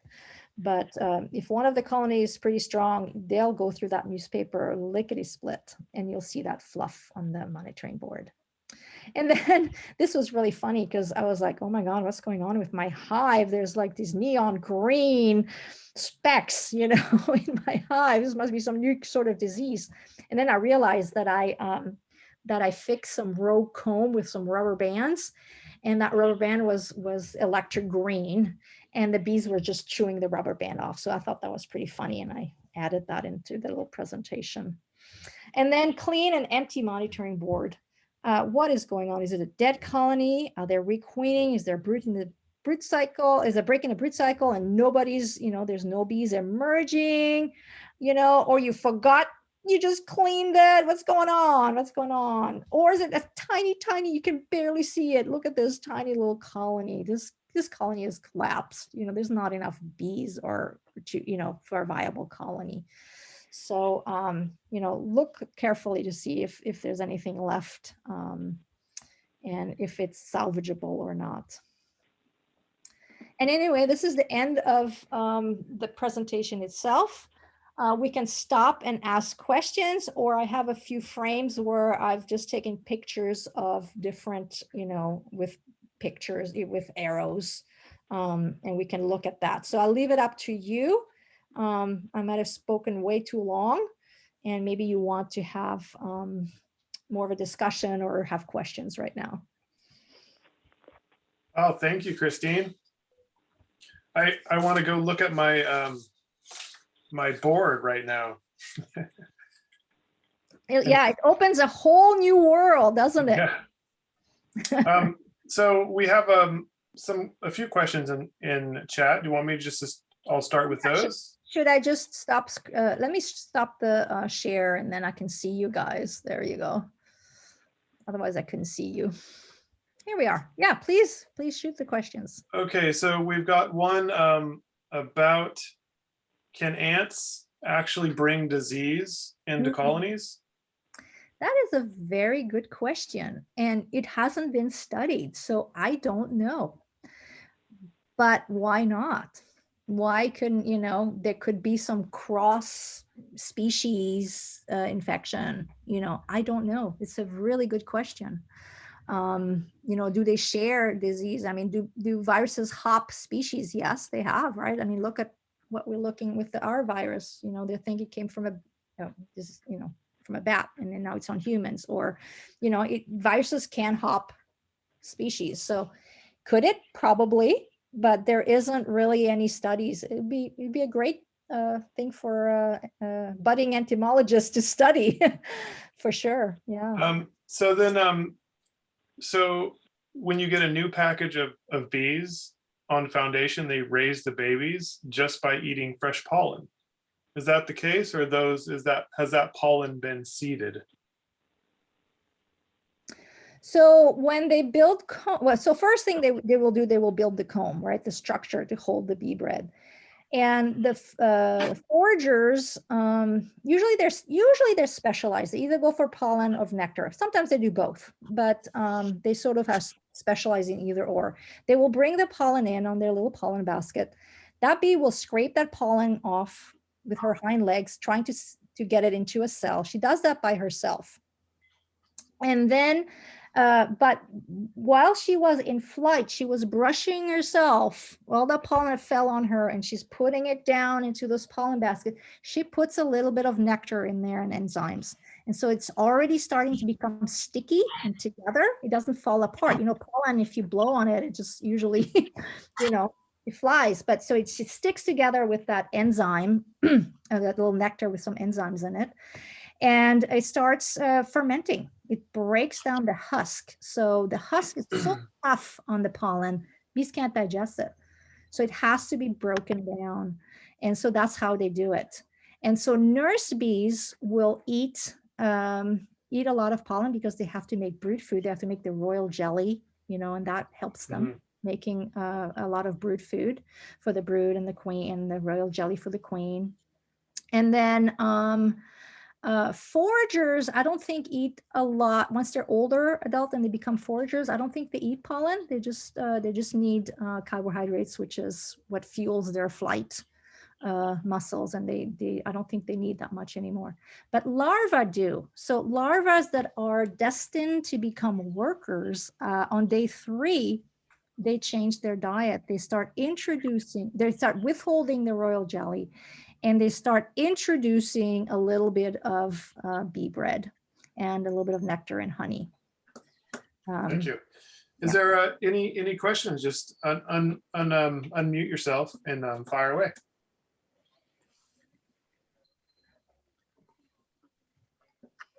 Okay, I've got one. I'm curious. My bottom board has a lot of mold growing on it, and I know you mentioned moisture and water, but do you have any advice on mold?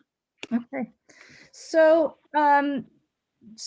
look at where your hive is. Is it in a very sort of humid, cold, sinky area, right? Especially if it's in the fall or winter. The other thing is, look at inside the hive. Are the frames dry? Are they, is there mold elsewhere, or is it just on the monitoring board, right? So if there's mold inside the hive, then you have a problem, right? So either your hive is too big, there's too many frames, and the cluster can't keep everything clean, so reduce your hive. That's one reason. I don't know if any of you use follower boards, those dummy boards.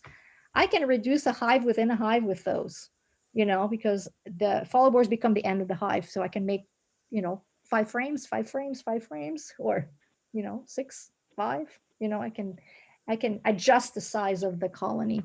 So, make sure that you don't have a mold problem inside the hive, right? So for me, I have to have this system with follow boards. The other thing that follow boards do, they leave a little bit of, it's only 8 frames, 2 follow boards on either side. It leaves a little gap on either side. And so the bees circulate air convection like this, up and around and out, right? So it hits the ceiling, goes around and drips on the side. And then some, and since I use a wooden feeder box with lavender in it, some hits the ceiling, or that would be the inner cover, and then falls back into the trough, right? For me, I need to have that system because I'm so, I have this coastal weather. So figure out if you have a mold inside your hive, then you need to figure out how to vacate that moisture better. Our equipment is really not ideal, right? We have to help the bees deal with the equipment we give them, and moisture could be a problem or not. Maybe it's just you need to clean your board a little bit more often, or is it, where is the mold? Is it everywhere? Is it just at the entrance? If it's just at the entrance, tilt your hive forward just a little bit so it drips out, or put an awning at the entrance. So start investigating what is going on. Or are they really going through, is there a lot of nectar in there and they're really working on vacating the moisture of the nectar? So nectar is 80% when it comes in, pretty much, give or take. They have to dehydrate that to 17, 18%. Where is all that moisture going? That moisture needs to go somewhere. So they circulate the air and they vacate that moisture. That moisture needs to go somewhere, hopefully out of the hive, right? Do you need to maybe have a little bit of a bigger entrance so they can ventilate better? Be careful if it's robbing season, right, too. So, so look at that, can they ventilate the hive well? Do they need more, a bigger entrance to do that more efficiently? Did that answer? Christine, I have a question. Sure. What do you make of these bugs? Yeah, so I think those are a little opportunist, I think they're also a little moth. Okay. There's probably a little pupa in there when you open them or squish them, something a little white. I don't think they do. I think you find them in dead outs and you find them in the debris, but I don't think they're detrimental to the hive. Okay, thank you. Yeah. Regarding your dummy boards, do you find that they affect the way a hive would overwinter versus just having a smaller hive in general? Yeah, I go tall and narrow for winter. I feel that our hives are way too squat. I try to mimic what's going on in a bee tree as much as I can. I know it's limiting, but a bee tree's average comb is 6 combs. And we're asking them to do 10, very squat. And so when they contract in the winter, they go to, hopefully in the mid-winter, and then they abandon everything around, right? And then they start moving up, right? So I feel like a tall and narrow between follower board is much better for winter. And so I make sure there's pollen at the bottom, the brood in the middle, and some honey on top. And I do, the other thing is I do all mediums, just that so that's easier for me to break down like that, right? So, so I make sure that the nest is organized the way it is. Also, when you harvest honey, especially in the fall, don't take the middle frames. They bury bee bread in there that they will hit when they get through that honey, and it will help them raise some brood, right? So try to just, if you harvest surplus honey on this, take the side ones first. Of course, if you have a whole super of honey, you can take the whole super, but, try to leave the integrity of the nest the way it is, because they organize it. Even the honey frames are organized in a way for them to survive and to get back into their stores. And sometimes there's buried pollen under there. I mean, if you've ever have a dead out and you got to take all the honey and you open up those the cappings, you'll see some pollen in there. right? So they bury pollen in there for winter. And that's, mostly towards the center, around the brood nest, right? So think about, how they organize their nest. So I have a question. I have the corrugated plastic bottom boards right now that ants like to build nests in, and they're kind of hard to clean. And so I was interested in upgrading to the firmer plastic. Mm-hmm. I don't have any political science to recycle right now. Do you have a good resource to recommend for those, or is it just Gosh, try the hardware store? I do. Oh, you do, Eric, Yeah, Uline. They we buy it for putting in between containers for shipping nutrient additives, and I get it by the 18 by 24 inch, and I can cut it up for nukes and 10 frames, and then if you want to go like a thicker plastic that's slippier, then it's more expensive, but it will last forever. How thick are the ones that you're getting now? They are just under a 1/4 inch. Okay. And they fit nicely in that slot. Oh yeah. Yeah. Okay. Yeah, they're perfect. Awesome. Oh, that's good. I didn't know that. Learn something every day.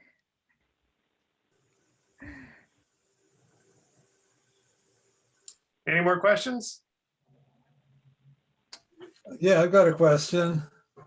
Just for Christine. I think it was really good talk. Thank you very much.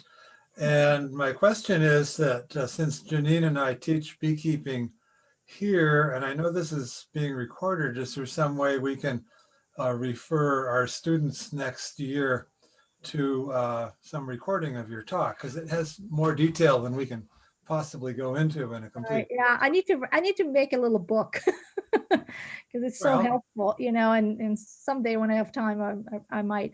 I think they recorded it. I don't know where they're going to store the recording, so you have to talk with Eric and or whoever's. So will the bee club have access to it somehow? That's probably the reason for the recording. So yeah, we'll get you access. Okay, and we have permission to refer people to it or use part of it? Christine said we could record, so I hope so. Absolutely, whatever makes better beekeepers. And the more information you have, the better. Thank you, Christine. Yeah. Okay, well, thanks a lot. Yeah. We can trade you B class materials. Yeah. All our stuff is shared. I'd love to come visit you guys. My sister lives in McKinleyville. So, oh, really? Perfect. Next time I'm up there, I'll hit you guys up and. Please do. We're looking forward to it. I think it's okay to have outdoor gatherings and stick our noses into beehives now. I know. That's so exciting. It was a lonely year with the bees last year. Oh, yeah. We couldn't have any field trips with our class. Yeah. Made it hard. I know we have a whole slew of new beekeepers that got educated through YouTube, and it's a disaster to tell you the truth. Because I didn't know what was, good information and not good information, and yeah, they've been doing all sorts of things. Well, just for fun, how's you said you're having how's your honey gathering, swarming, all the usual parameters doing for you down there? So we had very little swarming, drastically less swarming than I typically get 20 to 25 calls a year. I got 7 this year. I also run a bee share program in our association. A bunch of us are just swarm nuts. We just love going, and love getting swarms. But we only have so many space in our apiary. So the surplus we share with other beekeepers. There people can be on this list, and then we sort of share the bees. Mm-hmm. And so I have the list for my town. Every town has their own little leader, and usually I could get everybody a swarm, even 2 swarms, and get them started with swarms.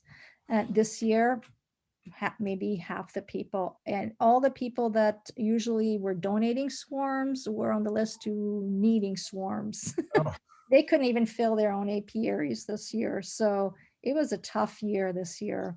You know, we've had, I don't know if you had a lot of fires up there, but we had a really long, in the fall, smoke, more than in 2017, 2018, you know, those big fires we had here. Oh, yeah, we know what's going on down there. We're glad. Right, we had smoke coming from the north, the south, the east, and the west, and we were smoked in for days, for like 3 weeks without seeing the sun. It was, you know, it was really horrible, and that's the time when the bees really need to get their last of their nectar. Fall nectar is darker, it has more phytochemicals, it's just more nutritious, it just has more medicine in it for the bees. And so we had, our losses were super high this last winter. So with a lot of losses, less swarms, that was really hard this year. That just sounds like stress and maybe.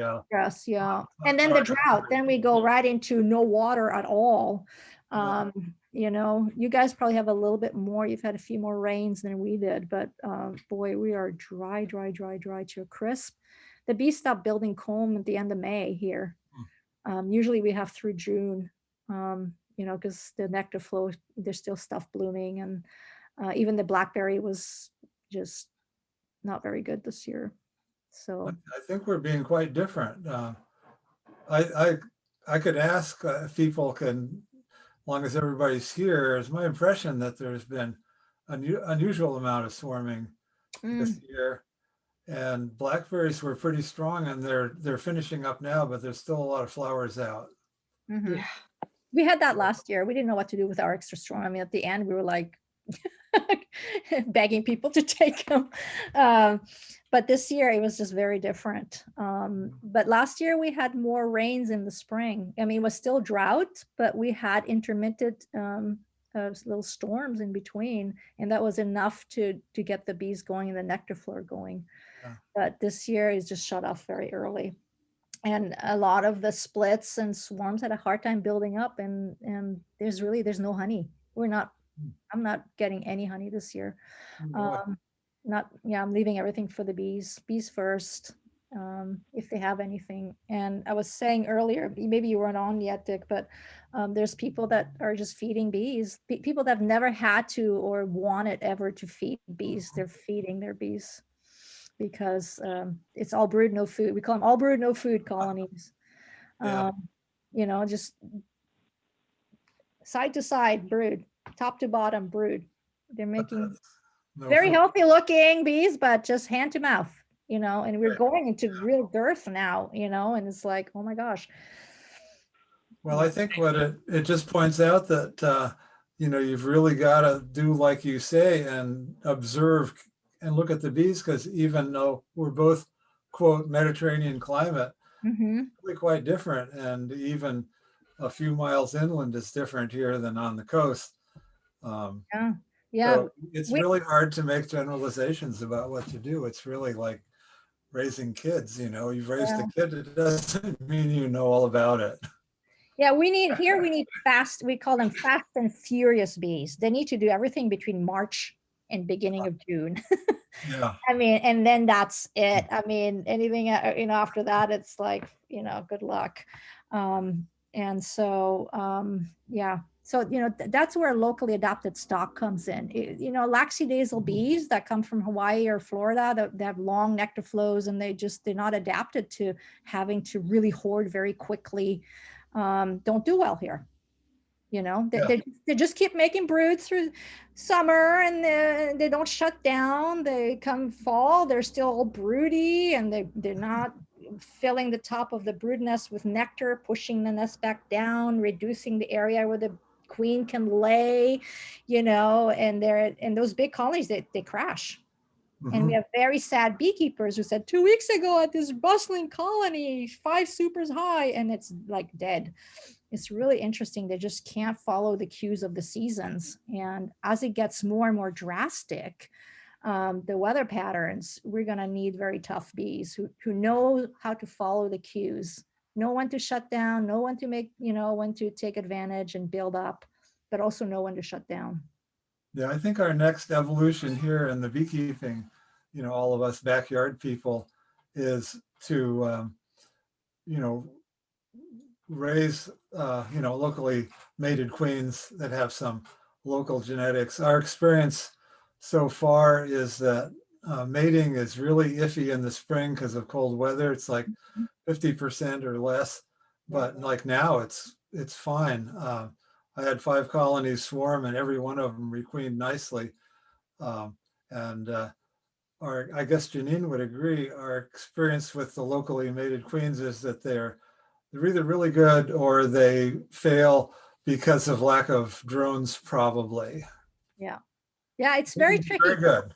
Timing is all about timing, right? Because this year, usually my early splits do the worst, but I split because they're about to swarm and I have no choice, right? Right, This but that year, means they were the best ones because they actually could take advantage of the nectar flow. The ones that I did in the middle of the nectar flow, they couldn't build up. The nectar flow was already tanking by that time, where it usually was at the top of it, so my timing was completely off according to what was going on in the environment. And I was sort of, banking that it was going to rain again in between like it did last year, and it didn't. Right. So timing and place where you are, right? Place is super important. And, one area can do really well and one area could struggle with forage, right? I mean, you can see, that's where you can see the difference. More inland, it's drier, hotter, coastal, it's wetter. Maybe has more wildflower, longer blooming, or different things blooming. Yeah. Christine, I have a question for you. Sure. My question is, since you do non-treatment, do you do very much for roller mite control by using drones? By using drones? Yeah, eliminating drones. No. Because the drones, the mites like the drones. Yeah. And the drone pupae and larvae, removing them. You leave it alone. Yeah. So two things about it. One of it is, I feel, okay, so excuse my strong words, okay? So this is my opinion. I feel it's castrating a colony. And then the other part is, and this is a question, and I don't have the answer for it. Are we encouraging mites to go into worker brood if we are eliminating the drones? Right, so because we know mites do go into worker brood, so you take all the drone brood out, and you have those mites that the only place they have to go to, because they're always there, they're going to the workers. So are we selecting in some ways mites that prefer worker brood? So I don't know the answer, but that's something really I'm thinking about, and I would love to have more answers about. So I really don't do anything about mites. I feel that my bees need to have the traits necessary to deal with it. And the traits are genetic. And the more the traits that they can gather, the better. So a very well mated queen that mates with lots and lots and lots of drone has the opportunity to gather those traits, right? Bees are continuously reshuffling their genetics, right? The reason that they've been able to live for 8 to 10 million years is that some bees always had what it took to survive. And the ones that didn't died. And then those, repopulated, and then the conditions changed. And so a different group with a different set of traits survived those new conditions, and then the other ones died. So they're continuously evolving and changing, right? So, and so, a queen that goes out and gets mated wants to gather as many traits as possible, and she gets a lot of it from the drones, right? So I'm looking for hygienic behavior. I'm looking for bees that stay on top of it, that can manage the load, right? So they're removing, they're decapping, they're grooming. I love to see that. If you look on your landing board and you look 2 bees that are almost attacking each other, and you think, oh my gosh, it's fighting, and then she's looking underneath the wing, she's pulling at her, she's running around the bee, and she's inspecting that bee before she lets her in. That's a wonderful trait. It's all genetic, right? none of this is learned behavior. And so the more traits that a colony has, the better. It needs to be multifaceted because those mites are so incredibly adapted or adaptive. They've been able to adapt to all the chemicals we've thrown at them. It's just over time they become immune and continue. We have not been able to.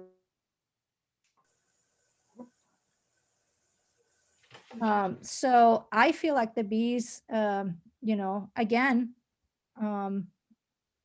the bees, I'm trying to do more natural selection. I want to propagate the strong bees, the bees that have what it takes to survive. And the ones that I feel can follow the cues of the season. They have good hygienic behavior. They keep their mites under control. I see spikes. I see them growing. I see them dropping. I have colonies that give themselves a break in the brood cycle. And often it happens in August. I have absolutely no brood in the colony, and I'm thinking, oh my gosh, I'm queenless. And then I find the queen, and then I'm in there 2 weeks later, and there's eggs. Right? They gave themselves a break in the brood cycle. So there are bees that have what it takes. It's just finding them. And the challenge then comes is how do you maintain those traits? Because as people are keeping porting bees in, from the outside, or bees that are being bred for different reasons, for honey production, for gentleness, for color, or whatever they're breeding them for, and not for hygienic and survivability, we're always under the pressure of those traits disappearing or being diluted. So it's a struggle. It's hard. I can have really good colonies and then they requeen and they can become really iffy colonies, or vice versa. I could have a colony that's just struggling and they requeen and boom, they take off and they're my best colony. So, it's a continuously moving target.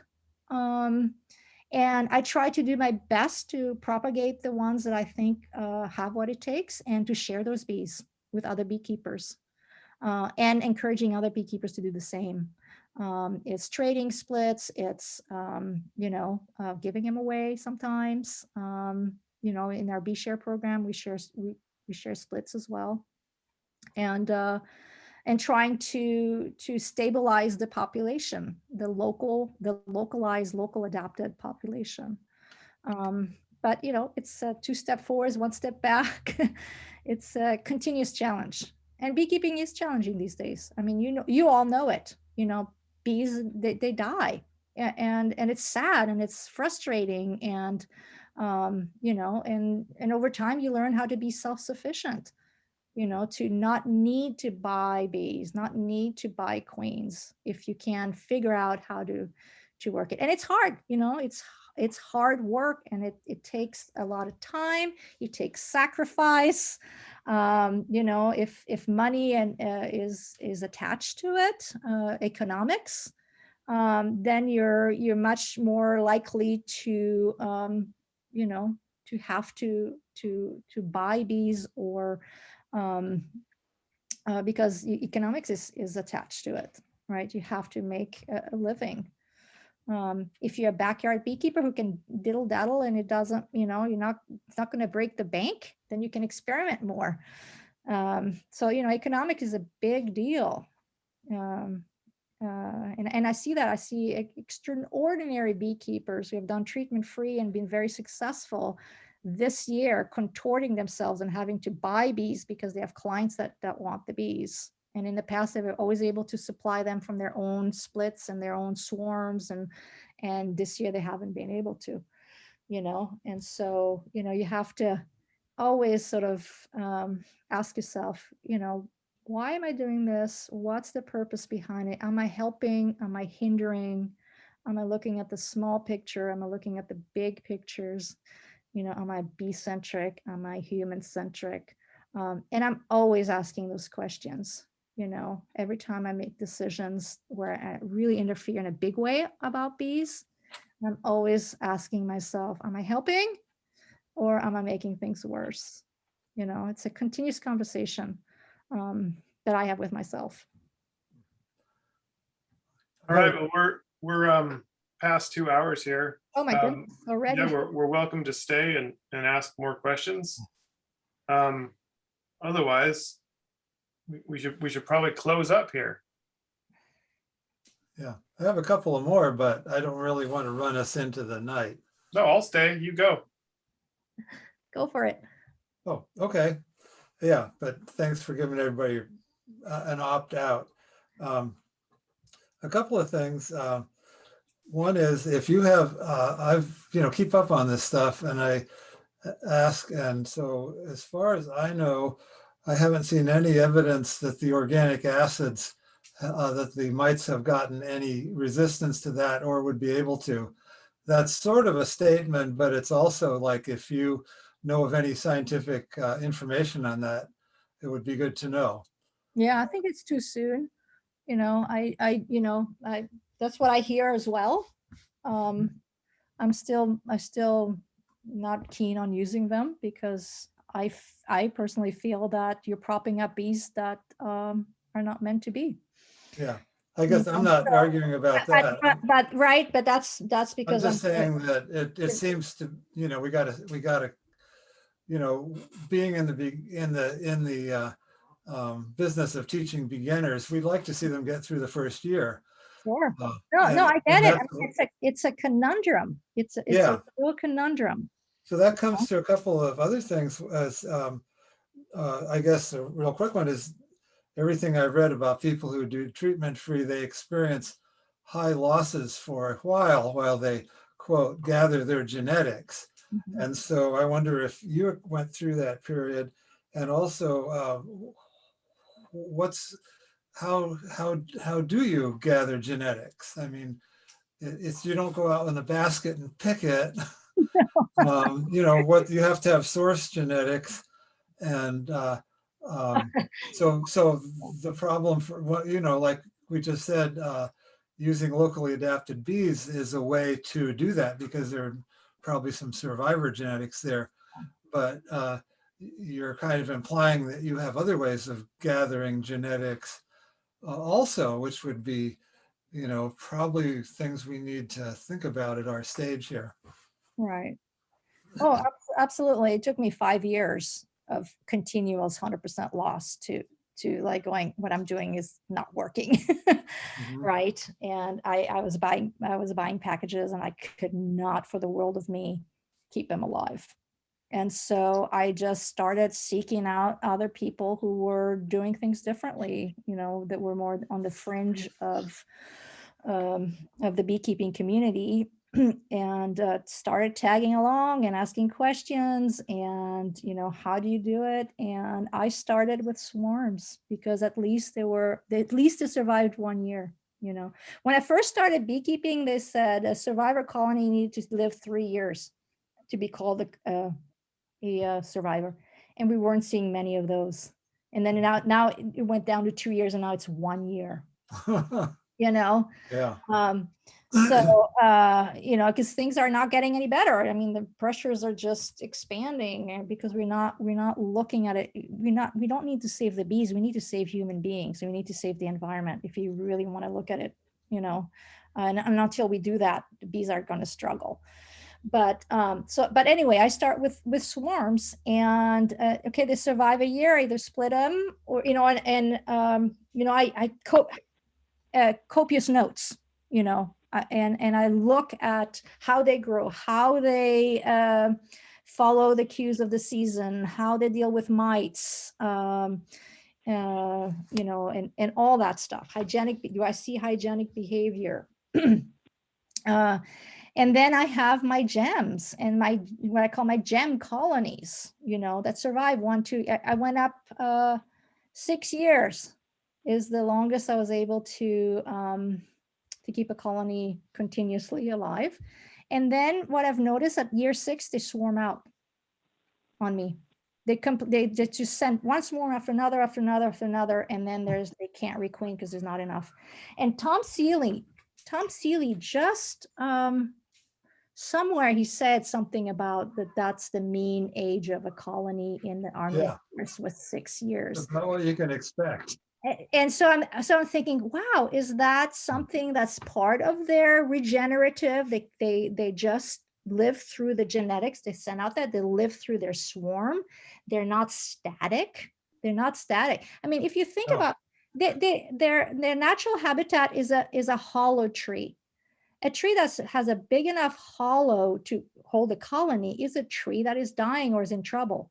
Every year we get these fallen trees with colonies in it. They're not permanent, Yeah. right? And so there is no real permanence with bees. They regenerate, they reshuffle, they live on through sending their genetics out there. And so I'm trying to look at it a little bit more like that if a colony dies, but I have its daughter, and the beekeeper down the street has the other daughter, and then they split it, and then it's the daughters of the daughters, and they keep sort of making it and they're surviving, then I feel successful. Even if my mother hive dies, right? Let's say and I'm like going, oh, but Susie's is doing really great. You just called me, That's a little different than your right? attitude towards your family dog, where you take Yeah. it to the vet every time everything goes wrong. Well, they're different. They don't live on your, they're not, I don't feel the bees belong to us. They belong to all of us, and we we love saying it's not your bees, it's not my bees, it's our bees, right? They're sort of this wild creature. We keep trying to domesticate it, and it's rebelling. It's rebelling to be domesticated, but we keep trying to domesticate it to the point where it needs to be fed, it needs to be treated, it needs to be cajoled, it needs to be equalized, it needs to be, to the point where it can't live on its own. And that would be for me, it would be a very sad day if we get to a point where we have bees that can't live on their own, would be very sad. But it may get that way. I don't know, but I'm trying every way to not get there. So I think they'll evade that, yeah. because of wild mating and feral colonies. I think they will still have their own lives, no matter what we do. They might outlive us. Oh, well, They will. they have a much better record already. Yeah. Yeah. And I hope I don't make anybody feel bad. That's not my intention. They're good discussion to have. I mean, if you're buying bees and you're treating, that's what you're doing. But I hope that you can think a little bit outside the box sometimes and always question what I'm doing, and I do have low points where I'm like, oh, this is just like so depressing, because I do have I have good years and I have bad years. And, and so, 1 year I only had 2 out of 25 survive, but boy, I split those colonies into 10 colonies the next year. And I got a few more swarms and poof, my apiary was back. You know what I mean? I mean, it didn't take much for it to rebuild. And then I'm thinking, well, all the ones that died they were not healthy, And so, and now I have a whole bunch of healthier bees, or potential for healthier bees, because they're always under the pressure of I have a strawberry farmer who sprays, not too far from me. I know that's affecting my bees. I try to work with them to go organic, but not too lucky. So how many colonies do you keep average wise? So right now I have 15. A lot of them are nukes because I split. I decided not to keep any big colonies and to go small because I knew there wasn't going to be a lot of food. And my thinking was smaller colonies need less honey. And I've successfully overwintered nukes very well. So I'm hoping that that's going to work for me. Hopefully they're not going to be all, because they're going to be smaller and they're not going to be robbed out because they're weaker. They're going to be looked as a potential. So I got robber screens. I bought these little nuke robber screens just in case. But so I'm experimenting to see if Tom Seeley also is sort of advocating smaller hives, right? Keeping them in one deep box, for example. And letting them swarm or splitting or something like that. So a bigger hive make more mites. And I've noticed that the bigger the hive, the more it tends to have, mite explosion, population explosion. It's been a commercial strategy for a long time Mhm. to that you, and I do this myself. My splits from this year are going to be the good hives next year. And so I'll break up the big ones, say in August, Mhm. and start smaller. That makes sense because the population of bees that way, if you just keep one hive and the number of bees is really the same, but the mites can keep increasing. But if you split the hives, you split it, you're doubling the number of adult bees eventually. So they keep outbreeding the mites. And also, as far as wild bees go, every time a swarm leaves, or yours, you leave, most of the mites are in the pupas, they leave all those behind.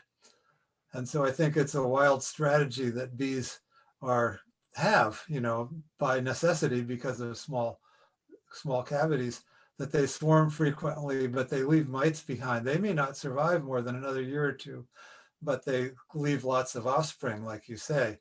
And Right. every time they go, they leave most of their mites behind. Yeah, that's a good point. I never thought of it that way. They're vacating Yeah. the mite infestation. Although Yeah, I some mean- will travel on them, but then they have the break in the brood cycle where they can groom while the new comb is being built. The other thing is that the comb is lipophilic, right? It absorbs, it's a fat substance. It absorbs chemicals. And over time, it just becomes contaminated. And because we live in such a toxic environment because of our practices, it's, more toxic than it's ever been. And so it's another way of also vacating, old comb. Yeah, well, birds do the same thing, they leave all their lice behind. They don't use the same nest. Right. Bumblebees do the same thing. Bumblebees don't reuse nests either. Yeah, my wife says I should do that with my t-shirts. Never. Just burn them. Don't do it. Wear them until they're really bad and then burn them. Yeah. Yeah. I mean, it's perspective. It's, I think the bees are asking us to look at the bigger picture again. We've gone so small into the me, myself and I, my yard, my house, my toys, and they're asking us to stretch out again and look at the bigger picture. And it's hard to do because you have to, you have to talk to people, you have to change practices, you have to, but the bees, just by the fact that they leave your property, they're asking you to do the same. Get out there and educate people and make it a better place for them, so that they can The main come home thing is healthy. you really have to observe and see what's going on. When we teach, we kind of do object to the idea of people starting out and wanting to do everything perfectly because you haven't learned to observe yet. And so, to do this fine finessing like you do, you have how many years of experience? Quite a few. Yeah, 15. Yeah. So we say, keep your bees alive for a couple of years, then you can do whatever you want if you're successful with that. Yeah. I mean, it'd be ideal, to not jump into beekeeping right away, that if you could, have a bee buddy that you're just, sort of real mentoring where you're following somebody else's hive and another beekeeper. And we've tried these programs and we haven't been successful at finding somebody who wants to be that dedicated to mentoring. But boy, wouldn't it be great if a beekeeper could do a year beekeeping without their own hive, just follow somebody else and get stung and look at how they grow and shrink and observe the hive, what it does. It does different things in different seasons, and you can see that in the hive. The different experiences, going to many different hives and see how every one of them is different. Every one of them is unique. The hard thing about teaching beekeeping, there's no ABC 1, 2, 3. It just does not exist. It's like, Yeah. it's Yeah. just every high. And so, it's so you start using very vague vocabulary. Well, sometimes, and if this happened, then that happens, but only if this and so it gets very vague, and new beekeepers are going, oh my God, what are you talking about? I don't even know what you're talking about. So it's a challenge to you know to beekeep without actually managing a whole colony an entire year with somebody, that kind of mentoring. The But club it's has hard. had our club's had the idea of doing that, and I guess it has been difficult to line people up, especially if you have 50 students in your class. So Yeah. maybe we could talk some other time about how How your to club do has that, tried yeah. to do that, and get a way to mobilize our club members so they can. I mean, some people. There's Missy B there. She takes people on all the time. Well, because she needs help, right? She's Yeah. got kids, Yeah. but people learn a lot. And a broken foot. And a broken foot. Yes. Oh yeah, now she's got a broken foot. So yeah, pile on over to Missy B's. But she's really good and she can teach a lot. Janine and I do the same thing, but it's all on an informal basis because we know somebody who's close by, who we like, who is interested. So I think the club has attempted and intended to have a more comprehensive program, but maybe we can talk to you about your experiences. Yeah, I think that every association or bee club struggles with this. It's just not enough mentors, or the mentors you have are already taxed. I had at some point when I first started mentoring, I had 30 mentees in 3 different counties. It was ridiculous, and Oh, yeah, it has to be that's close why I by. started charging, and that's how I started my business, my consulting business, because it became a business. It took all my time, 7 days a week during bee season. And nobody was paying for my gas or food on my table, right? So, and and nobody, beekeepers have, well, a lot of beekeepers, at least in our association, got into beekeeping because they're about to retire or are retiring, and they don't want to teach. They just want to enjoy their bees or their garden, and they're just retiring. They just want they want to travel, they want to do all sorts of things, and they don't want the responsibility of mentoring. The best mentors we have are ex-teachers who just can't stop teaching. They just love teaching, right? And they know how to deal with people, and they know how to explain things 10 different ways. Let me draw you a picture, if you don't understand it. So let's model this with clay. I'm trying to be funny, but there's only so many. And then as soon as somebody says they can mentor, then they have 50 people wanting mentoring. So one thing we try to do is our cluster group, where we divide our association in clusters in different towns, and then each have a group that meets outside the general meeting. And we do our education through there. They meet once a month. And we do hive dives. We go in each other's hives. People can help each other if somebody's queenless and needs a frame of eggs and they only have 1 colony, or they don't have the resources, they can share resources. We are starting to talking about queen rearings, having a little queen rearing group in each cluster, so that when we need queens, we have them, because often when you need a queen, nobody has them, which is in summer and fall, right? Even queen breeders are out most of the time. So, and then hopefully propagating the locally adapted stock. So we tried to break it down in smaller pieces, but we're 500, right? So we had to do something. It was impossible. And we have probably 100 new beekeepers a year. And everybody says, I've read in a book that I need a mentor. Where are the mentors? And they're not there. We don't have enough. And so they're going out there, maybe with 1 class trying to beekeep, and then they spend the rest of the time on YouTube, and they can't discern what's good information and bad information because there's so much out there on the internet. And that's, and then there's the different philosophies, so one beekeepers tells you this, the other beekeepers tells you something different. And for a new beekeeper, it's so confusing, because they want to do the right thing. They're so excited, but then the choices are, what kind of equipment, what kind, are you going to treat, not treat, are you going to feed, not feed, are you, how many times you go in your hive? Some people go in more, some people go in less. I mean, there's no consistency. And so it's really until that beginner beekeeper has lots of experience and feels confident, it takes a long time.